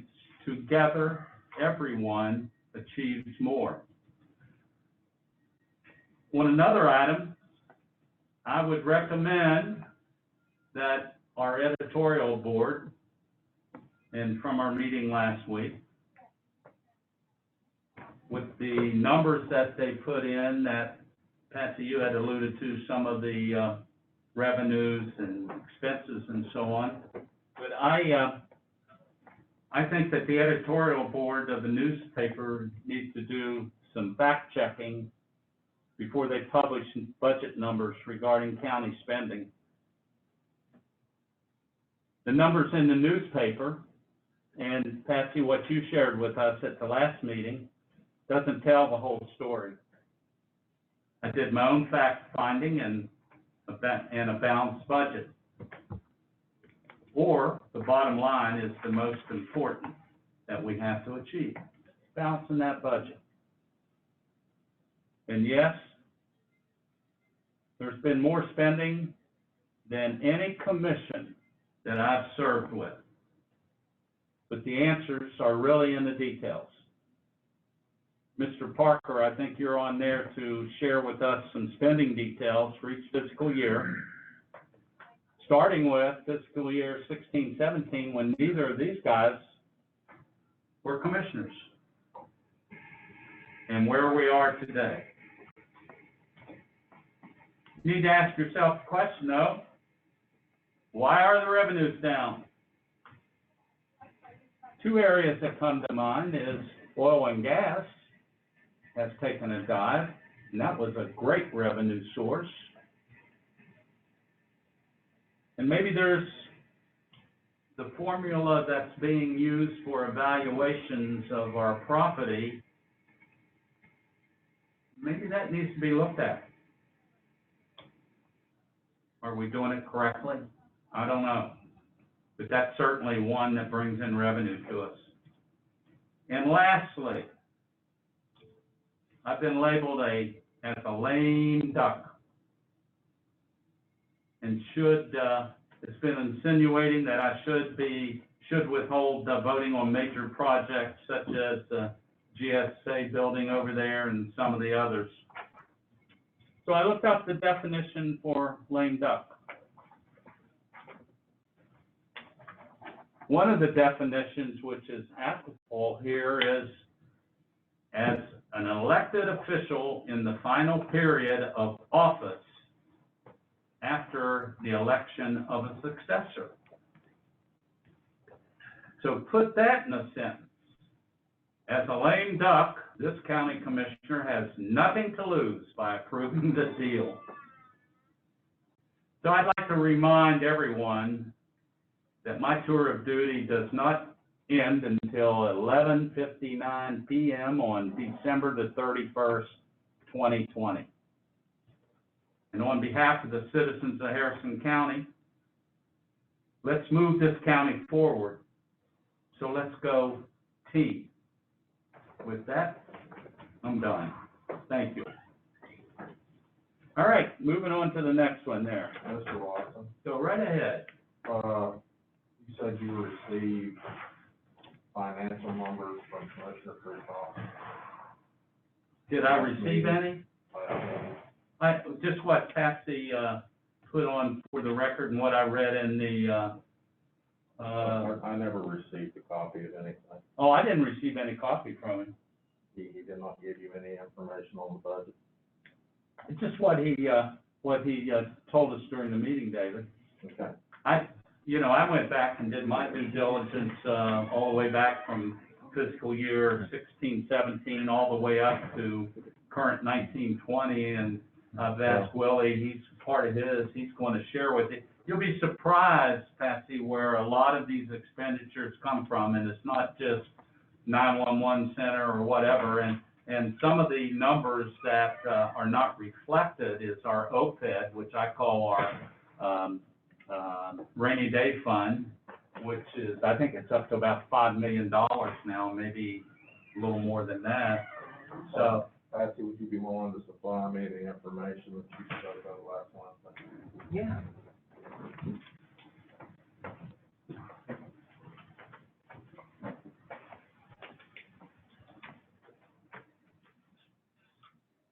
please get in. I don't think we got that.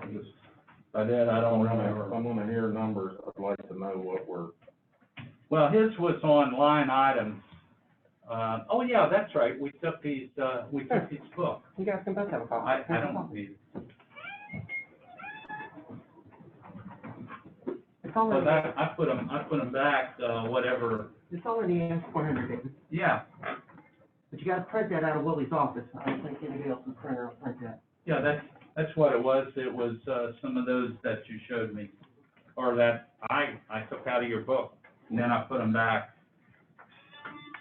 So anyway, that's my ordeal, and David, you can speak on item 12, and that's where Willie's gonna be talking about the financials.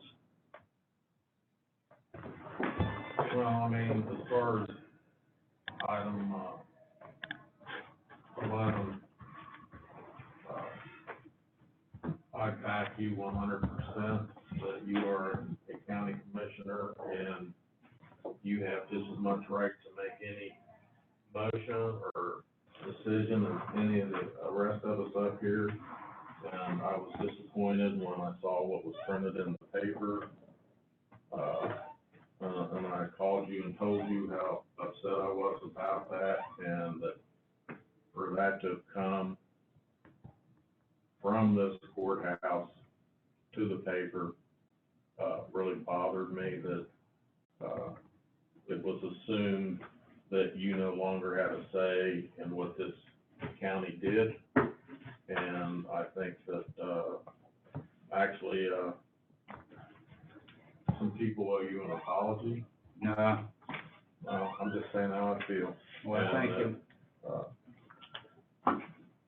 I hate to see that, it's gotten to that where they don't feel that you're capable of making a decision for the citizens of Harrison County. That's all I got. David, I thank you for your kind remarks, but I got thick skin.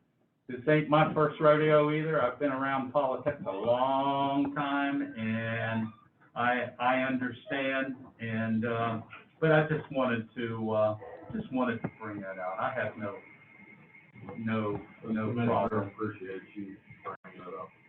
All right, item 12 is, Mr. Parker, your review of information and additional dialogue regarding the discussion of financial matters, job performance conducted by, commission during the August, 19th, meeting.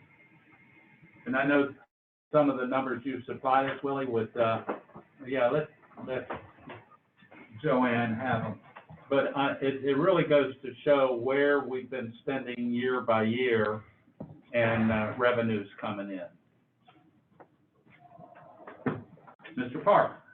Just as a, follow-up from last week, and Commissioner Watson asked for some numbers, and I finished those last evening and emailed those out to everybody and printed off a copy, and laid there at your desk this morning. But, and I'll try and go through this part of it, as quick as I can, unless you have questions or whatever.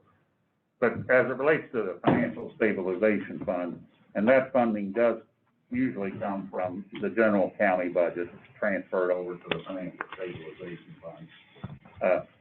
From July of 2016 through June of 2019, there's $5,664,249 worth of expenditures. Those were for three items. It relates to the 911 facility, construction of the 911 facility, revolving loan fund that we transferred some money from the Financial Stabilization Fund to the revolving loan fund for, the main purpose of that was enterprise right-of-ways for Greater Harrison PSD project, so that could proceed. And they've since reimbursed us for, for that. And the last expenditure, or another expenditure out of that fund, was for the Retino property of just over $900,000. And that was the purpose, one of the purposes, was for, protection of the airport, the asset that the county has as in the airport. So, a housing development necessarily would not go up against the airport and have, issues associated with that. Now, the general fund, county fund, the expenditures you have listed there are capital expenditures or one-time only type expenditures by fiscal year, and then I've got the detail attached there if anybody would have questions on detail. But for the fiscal year ending June 30th, 2017, it was just under $1.7 million. As you can see the number there. June 30th, 2018, just under $705,000. June 30th, 2019, $3,335,000. June 30th, 2020, $3,250,000. And so far for the current year, about $345,000, for a total of, in round numbers, of $9,325,000. So you add those two numbers together, you come up with the number of $14,988,000, or just under $15 million of expenditures during that time period. The next few pages go through the detail for each fiscal year. I won't go through all those numbers. If there's a number that you have a specific question on, I can, try and answer it. You'll see the HVAC project throughout there. That's, one of the larger expenditures. Some voting equipment that we purchased, roof projects. Well, let me ask you on 17, before these guys got here, we did a White Oaks. That was for Department of Highways, White Oaks, some money that we upfronted, $598,000 of expenditures. And then Vote Express? Express Vote was for the voting equipment, $580,000 that fiscal year. Okay. All right, go on. All right, and then 2018, it was down. That's when the HVAC project started. 2019 again, HVAC project was a big expenditure there. Some property purchases that you'll see there, finishing up Express Vote purchases, some law enforcement equipment, which is outside what we normally would provide a lease for. This would be non-lease vehicles we purchased due to accidents or above the reimbursement plan, whatever the case may be. you see the list down through there. Is that one, for 19, the HAVAC project, is that, the heat and air for, the courthouse here, that Yes. 1 million too? Yes, that's part of that project, as well as the 500,000 in the previous fiscal year. Okay, And then also 178,000 in, June of 2020 fiscal year. And then we have the senior citizens project in June, of 2020. We did an HVAC project there.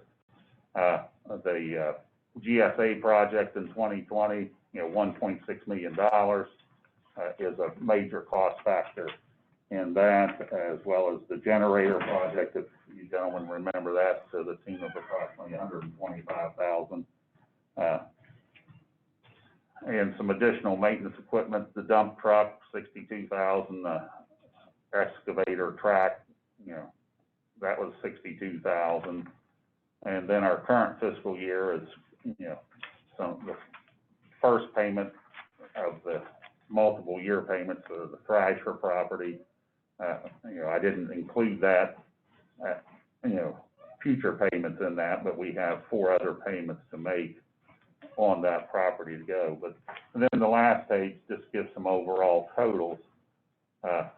General County, in June of 2016, July of 2016, the end of the June of 2016, and beginning of that fiscal year, General County was 8.3 million, in round numbers. Financial stabilization was 5.9 million for a total of 14.2 million. The same funds as of July 2020, General County was 4.9, financial stabilization 3.1, so that totals 8. So the difference or decrease was about $6 million, 6.2 million. During that same time period of July 2016 through June of 2020, there were $15 million in expenditures. So even though the cash flow or the cash balance decreased by 16, you had over 15, and this is just capital expenditures and one-time expenditures that we've reviewed, of approximately $15 million. And then during the OPEB fund, I picked July of 2013, because that was right after I started. That fund was $2.5 million, and as of June 2020, that was $5,655,000, and which is an increase of $3,155,000. The reason I included that is because that funding came from General County. That was another General County expenditure funds that was transferred to another fund or another obligation. So, I was quite frankly caught a little off guard last week in our discussion, and I felt that myself, job performance of myself, and the administrative staff was called into question, and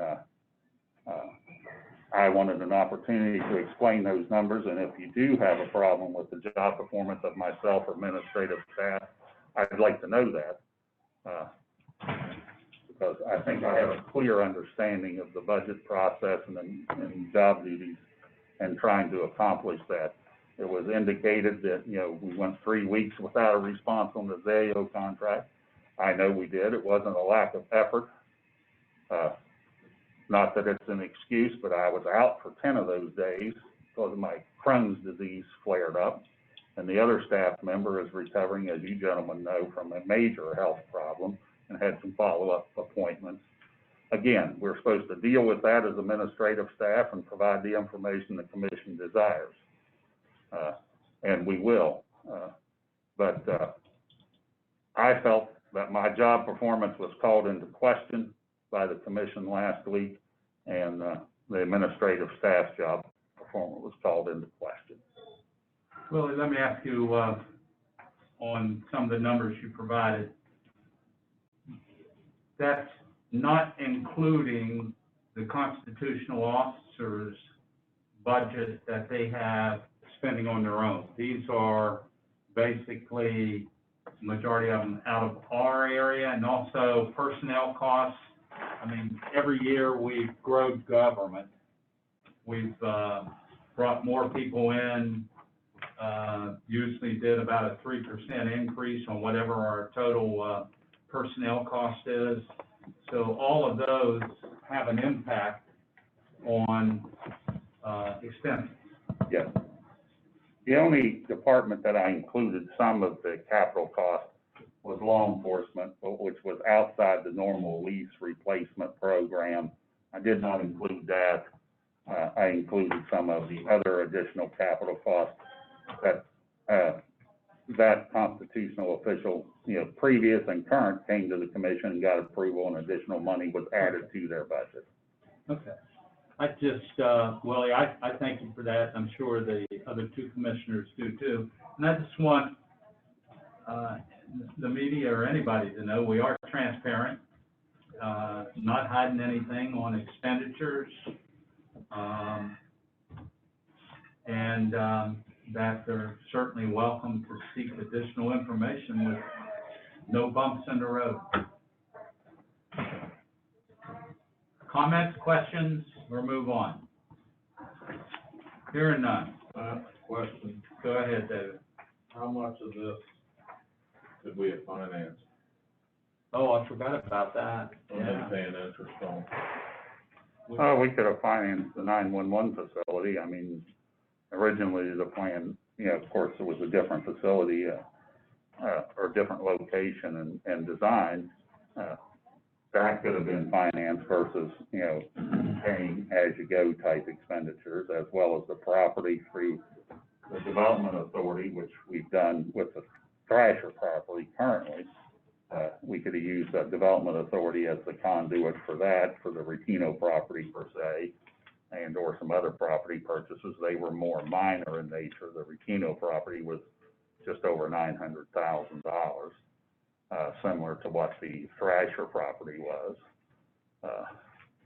So, those type of programs could have been, like the body camera equipment, that was over a multi-year lease purchase, similar to what our current cruisers normally are. What about the HVAC? HVAC could have been, it has been a little bit more difficult, but it could have been, yes. I've, know other counties that have done that.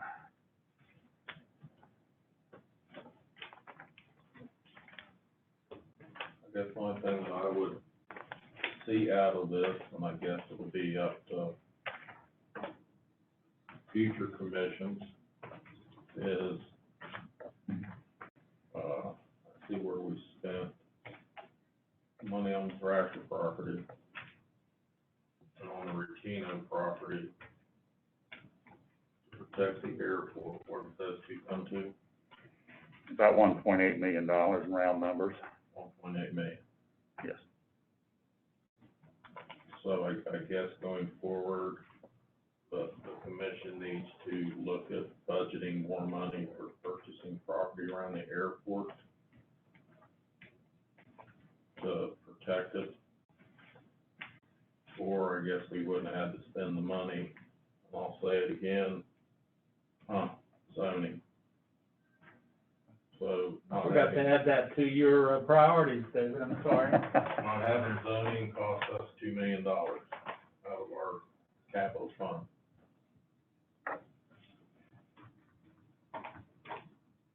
All right. Just as a follow-up, if the commission as a whole or any individual commissioners have a problem with job performance of myself or administrative staff, I would like to know that. Either publicly, privately, however the commission wants to communicate that.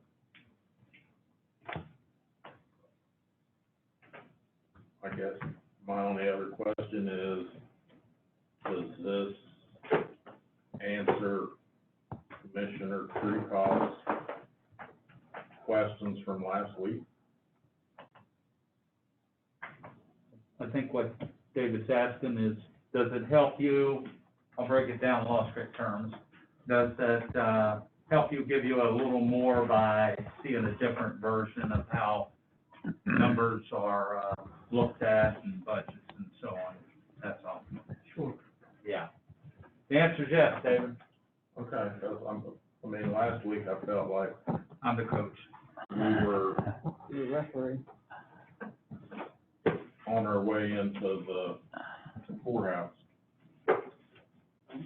Well, you know, there's, like I said to you guys, this commission really spends a lot more than what previous commissions I've served with has, but there's a reason behind it.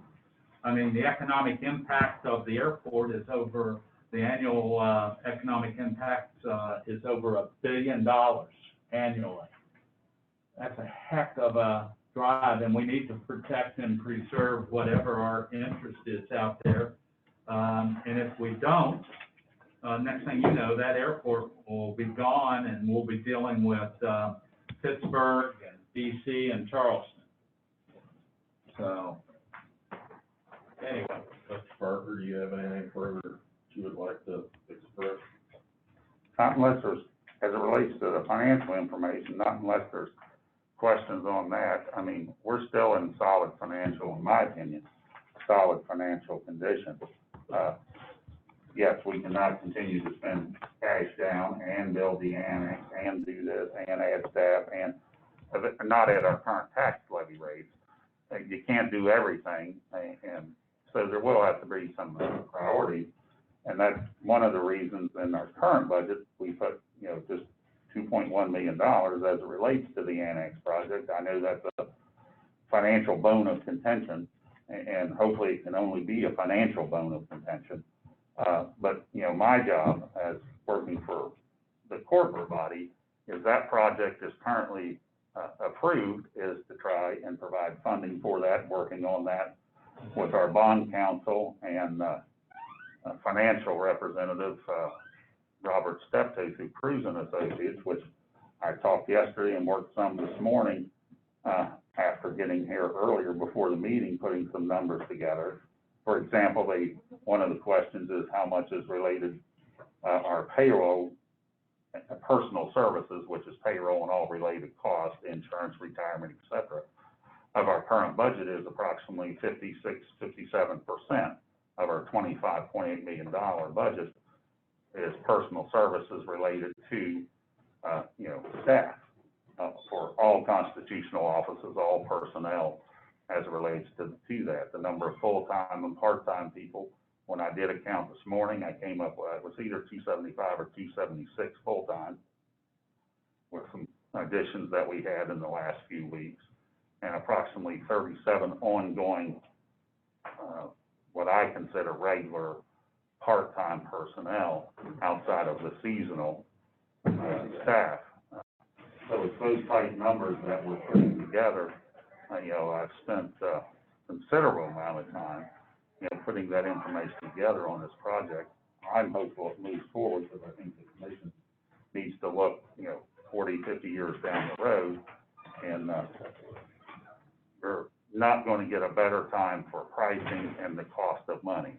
Now, that's a commission decision as we move forward, but, you know, we'll be working with our current contract and current bond counsel and financials to bring that information to you. In fact, the building commission has a meeting later this afternoon, I think at 2 o'clock or thereabouts, as it relates to that project. So they're the conduits for that, as you gentlemen are aware. But, you know, maybe I was oblivious to some of the comments last week, but I did get questions from the public and staff of, you know, or is the commission not happy with your performance? I said, I don't know, I'll ask. So I've asked. Silence is golden. Coach. Yeah, Coach, okay. Thank you very much, and if there's nothing else, let's move on to, But I would like you to set us a work session up next week. do what now? A work session. A work session? Yes, sir. You say you want to schedule a work session? Yes, sir. Okay. Schedule a work session, invite the media. All right? And that's on valuations, work session on? Work session on valuations and how we're gonna budget Okay, going forward on these projects. that sounds good. Has any issues? Thank you. Willie, so you set up a time amenable to the group? All right, anything else under, item 12, David? No, sir. All right, and item 13 is, to review, discuss, and consider retaining outside legal counsel for Harrison County Commission. I think this was, I know had an interest in this, and we had brought it up, once before, particularly on matters just like we're talking about now with Green River and Safeco and, previous, whatever we, buying the Neely property and anybody else's property. I don't know, I just wanted to get your guys' thoughts. David? I think that's a good idea. I think we need to, get somebody on some sort of retainer that commissioners can go to or have advised on these projects. Kathy, you got any thoughts on it? We've already got, outside counsel, don't we, on some, personnel stuff, don't we? We've utilized outside counsel for property matters and personnel-related matters. And as you said, Mr. President, we have looked at this before. In fact, we did put out a request for expressions of interest, whatever you wanted to call them, putting some legal counsel on retainer, and we received no responses. Why don't we do one more announcement? That's If there's fine. an interest out there. Okay. If not, we'll let Jessica serve as our, new counsel, right, Jessica? All right. No other action needs to be taken on item 14. I'm sorry, 13. Item 14 is review and discuss and consider procedures or items commission required for the minutes of the meeting. Mr. Parker? Yes, I was requested to provide that, what information or how the procedure, what the minutes, what the commission desires for the minutes to be or look like for the meetings. What has been wrong with the way we've done them in the past? I'm asking the question, I don't know. David? I've spent the last 2 days reading the minutes for the last 2 years. They're a cliff note of our meeting. And not attached to those minutes are the original notes that we're taking to make those cliff notes. And there is no audio copy attached to those. I have inquired with the clerk about getting copies of the notes taken at a meeting. I was informed if I wanted them, I could send our staff down to copy them. I also inquired about the audio, and I was told as it became available, but otherwise, our staff did not have time to deal with. During the election right now, with supplying minutes as requested by a commissioner. And, I would like to bring someone in that will take minutes of the meeting, and so that when you go back and look at them, you'll know exactly what was said during the meeting. Our meetings right now are so cliff noted on what's printed out for us to approve each week. You can't determine in some cases what the intent was.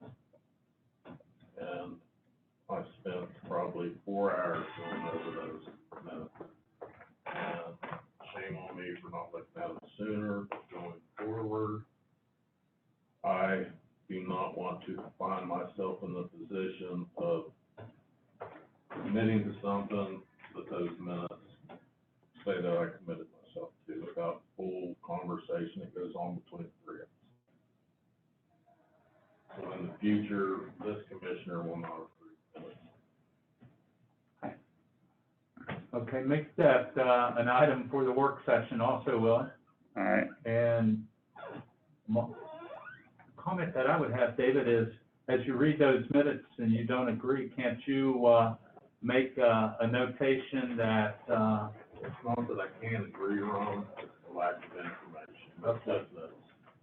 And I would also like to bring up that I was told that the clerk's office did not have time to copy reports from me, but on 8/18, her staff had time to print reports for Commissioner Treecost. And I'm trying to understand why Mr. Treecost was availed this time to get these things printed, and my request was turned down. All right.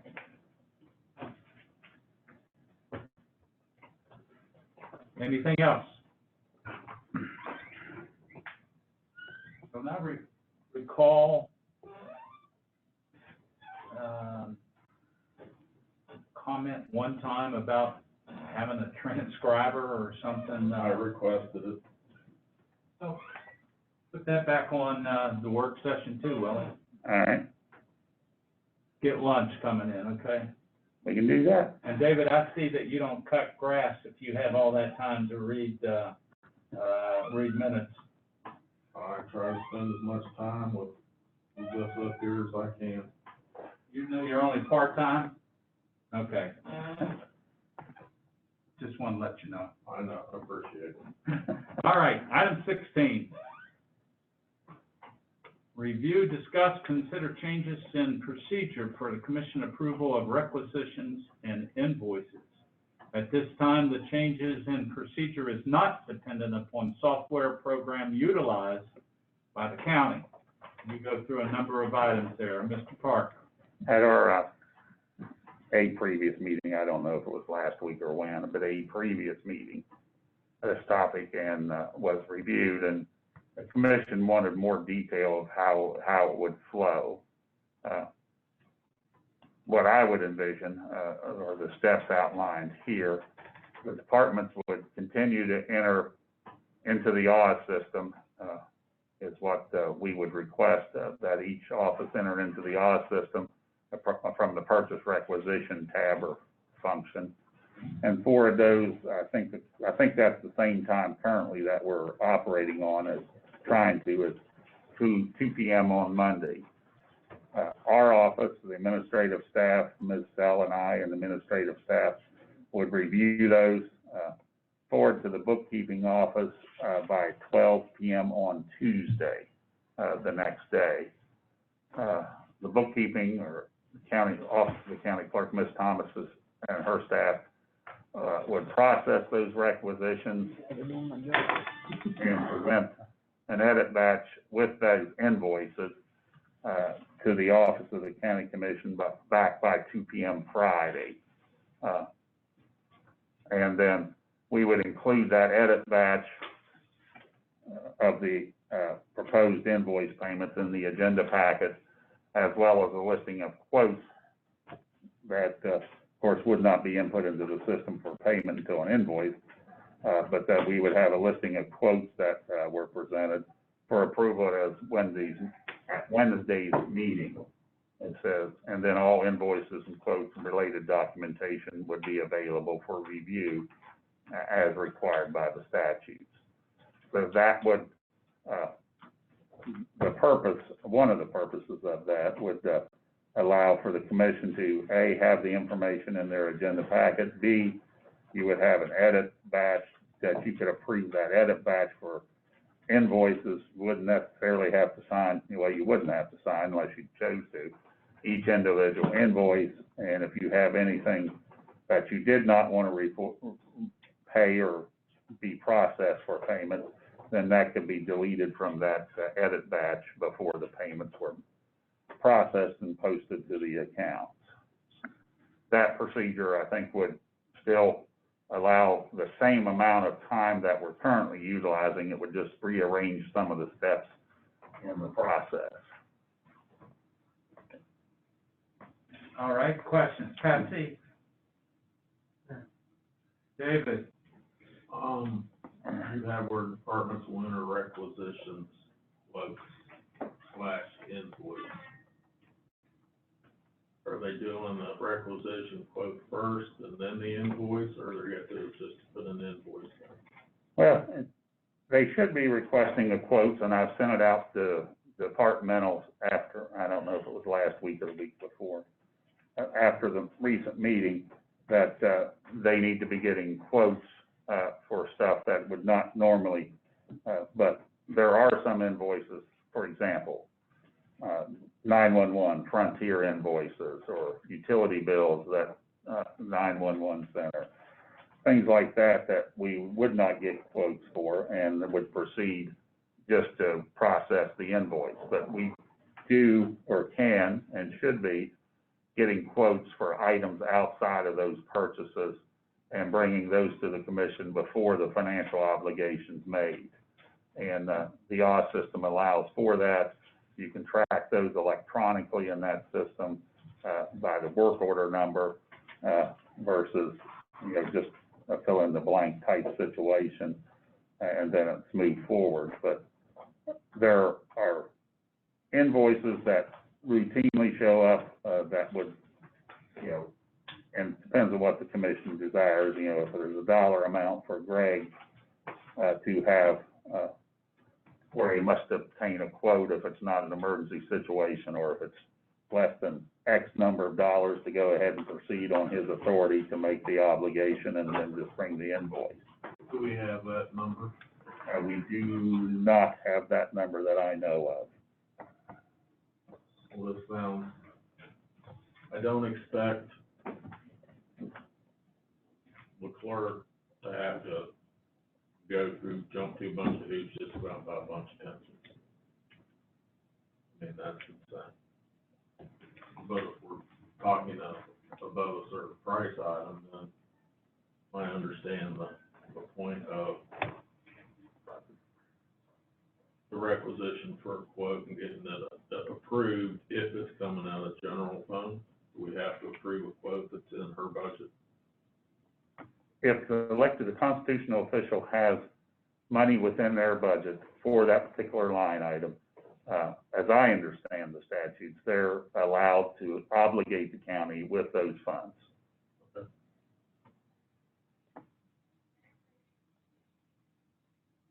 I'd like to bring this up as part of our work session. Okay. And, Susan, I know last week you said you'd like to change our billing and invoicing system. I mean, that was something I was gonna look into once we were over the payroll. I mean, until, I think this helps us establish a little bit of how we want to operate. And because I'd like for, I don't know if the office does it, but if there's a requisition for a quote, then it needs to be tied to a job number from that's where the work's going or where it's being purchased for. Like on rails to trails, if you're purchasing gravel, it's got to be tied into Currently, I mean, that project. depends on how the commission says. The work order number we could tie into a project per se. It currently does not tie into our budgeting program. That's what we need. Depends on, That's an issue then. Yeah. If we- Actually, I was talking to somebody yesterday that's coming up, and he's working on one now, but That's an issue that has to get straightened out, because our people run around here and do work and we have no idea how that money's being spent and where that money's being spent. We've got to get that. As we develop a new vendor, again, this is Willie's opinion, my opinion, our current program is too cumbersome. that's why we're not. And that's why any county that has this program hasn't been successful, in my knowledge, in talking with any county that utilizes, because you have to go to one spot and process that, post it, and, I mean, it's like paying an invoice twice, with our current system. Where- Counties using something that, I'm gonna be with some clerks next couple of days. I'll nose around and see what they. We need a purchase order system that ties into our accounting system, whatever that may be, or an accounting system that includes that component. I mean, I'd like to have all three of them, like when we got the payroll. Yeah. I would like to have it all. but where, no company did that I spoke to. yeah, if I want to, or one of the department heads want to put in a purchase order, they can do that from their screen, not have to call somebody and have it done on their behalf, and that person's either in, busy, not here. I mean, right now in our current program, it has to go through bookkeeping, which is not realistic for it to work, to tie it into our program. Okay, so we can clean it up until we can get a new system.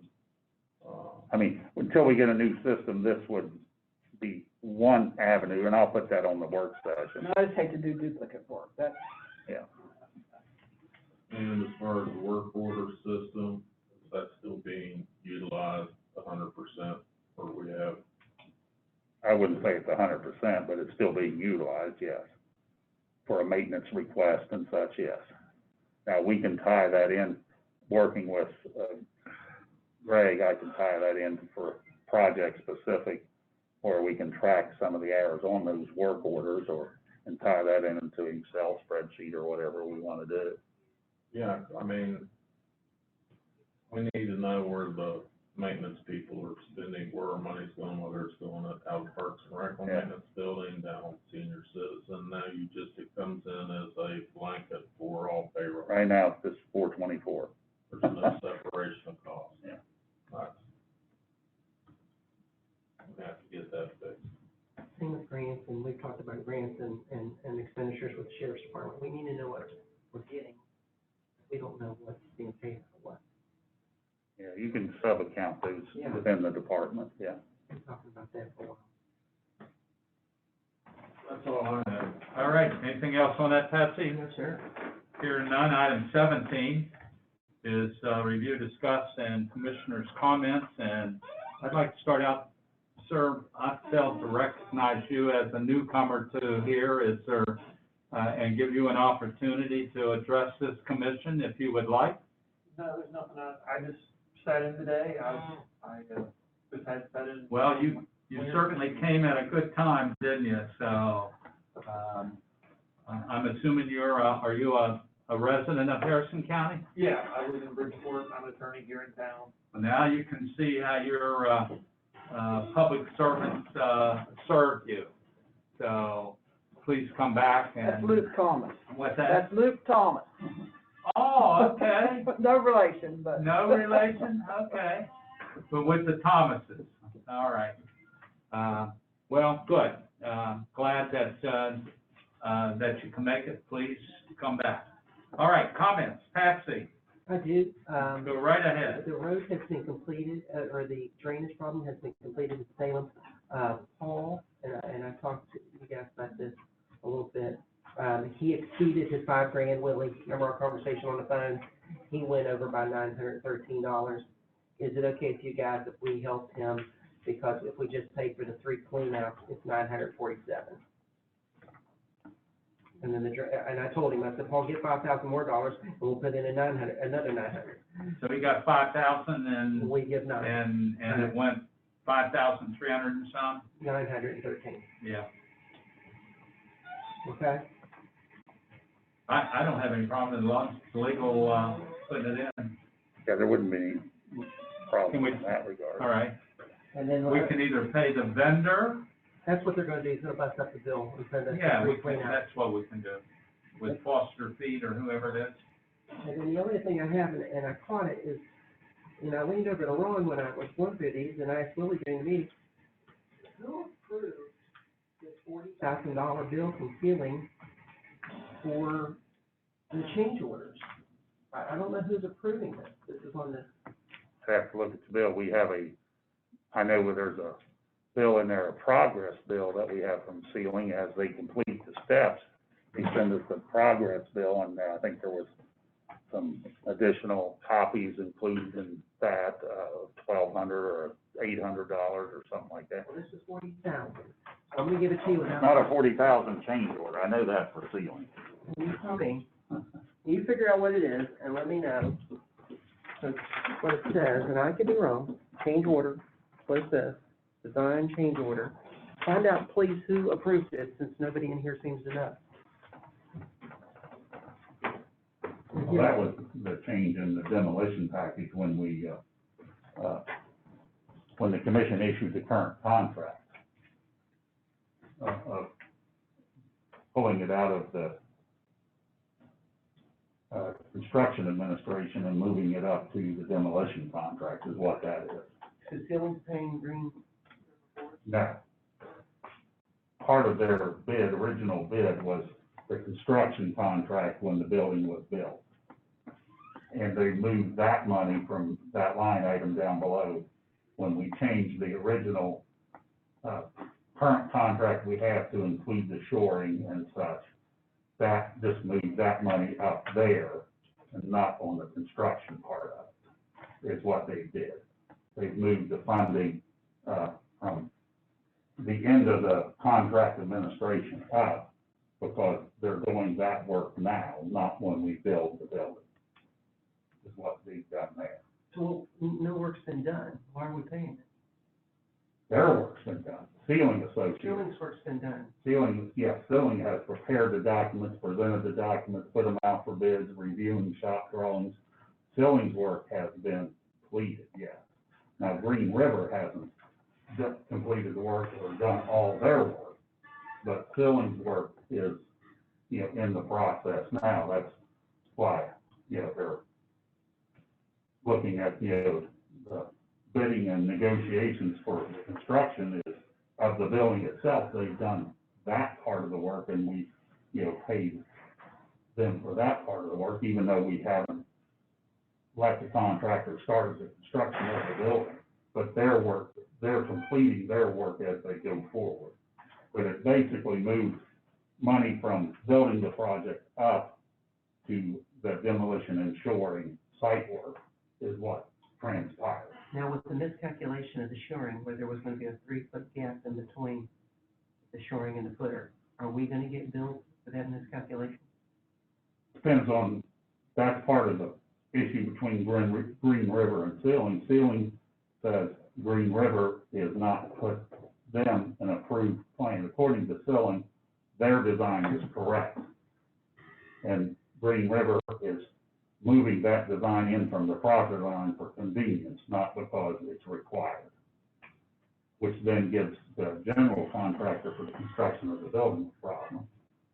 That's the reason the shoring plan hasn't been approved.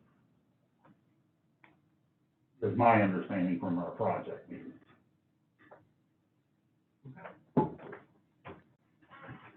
All right. Anything else, Patsy? David? Mine only is about voting, and I know last week Susan said she was hoping to get everybody in as far as response goes for poll workers, and I'd like for her to sit down and figure out whether or not we're going to be consolidating soon, and if that's possible. Can't do anything for this election.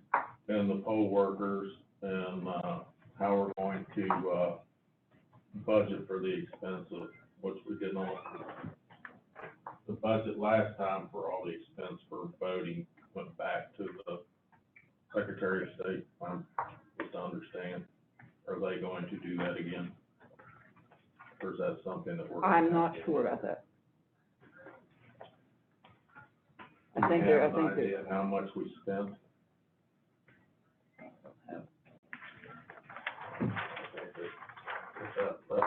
That number's very big, it's something that we should take a look at and make sure we have those funds available for you. because we're gonna need probably just about almost as much help as we did before. That's what I'm, in the overtime, and there was a lot, so that's why I'm just trying to. And I'd like to, I'm glad you brought that up, I don't know how you want to handle this. At some point, I'm going to have to be calling some poll workers in to help us.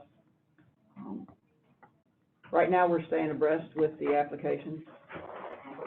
But once early voting starts, we're gonna wanna start processing the ballots when they come in, and we can send those out when they come in, so.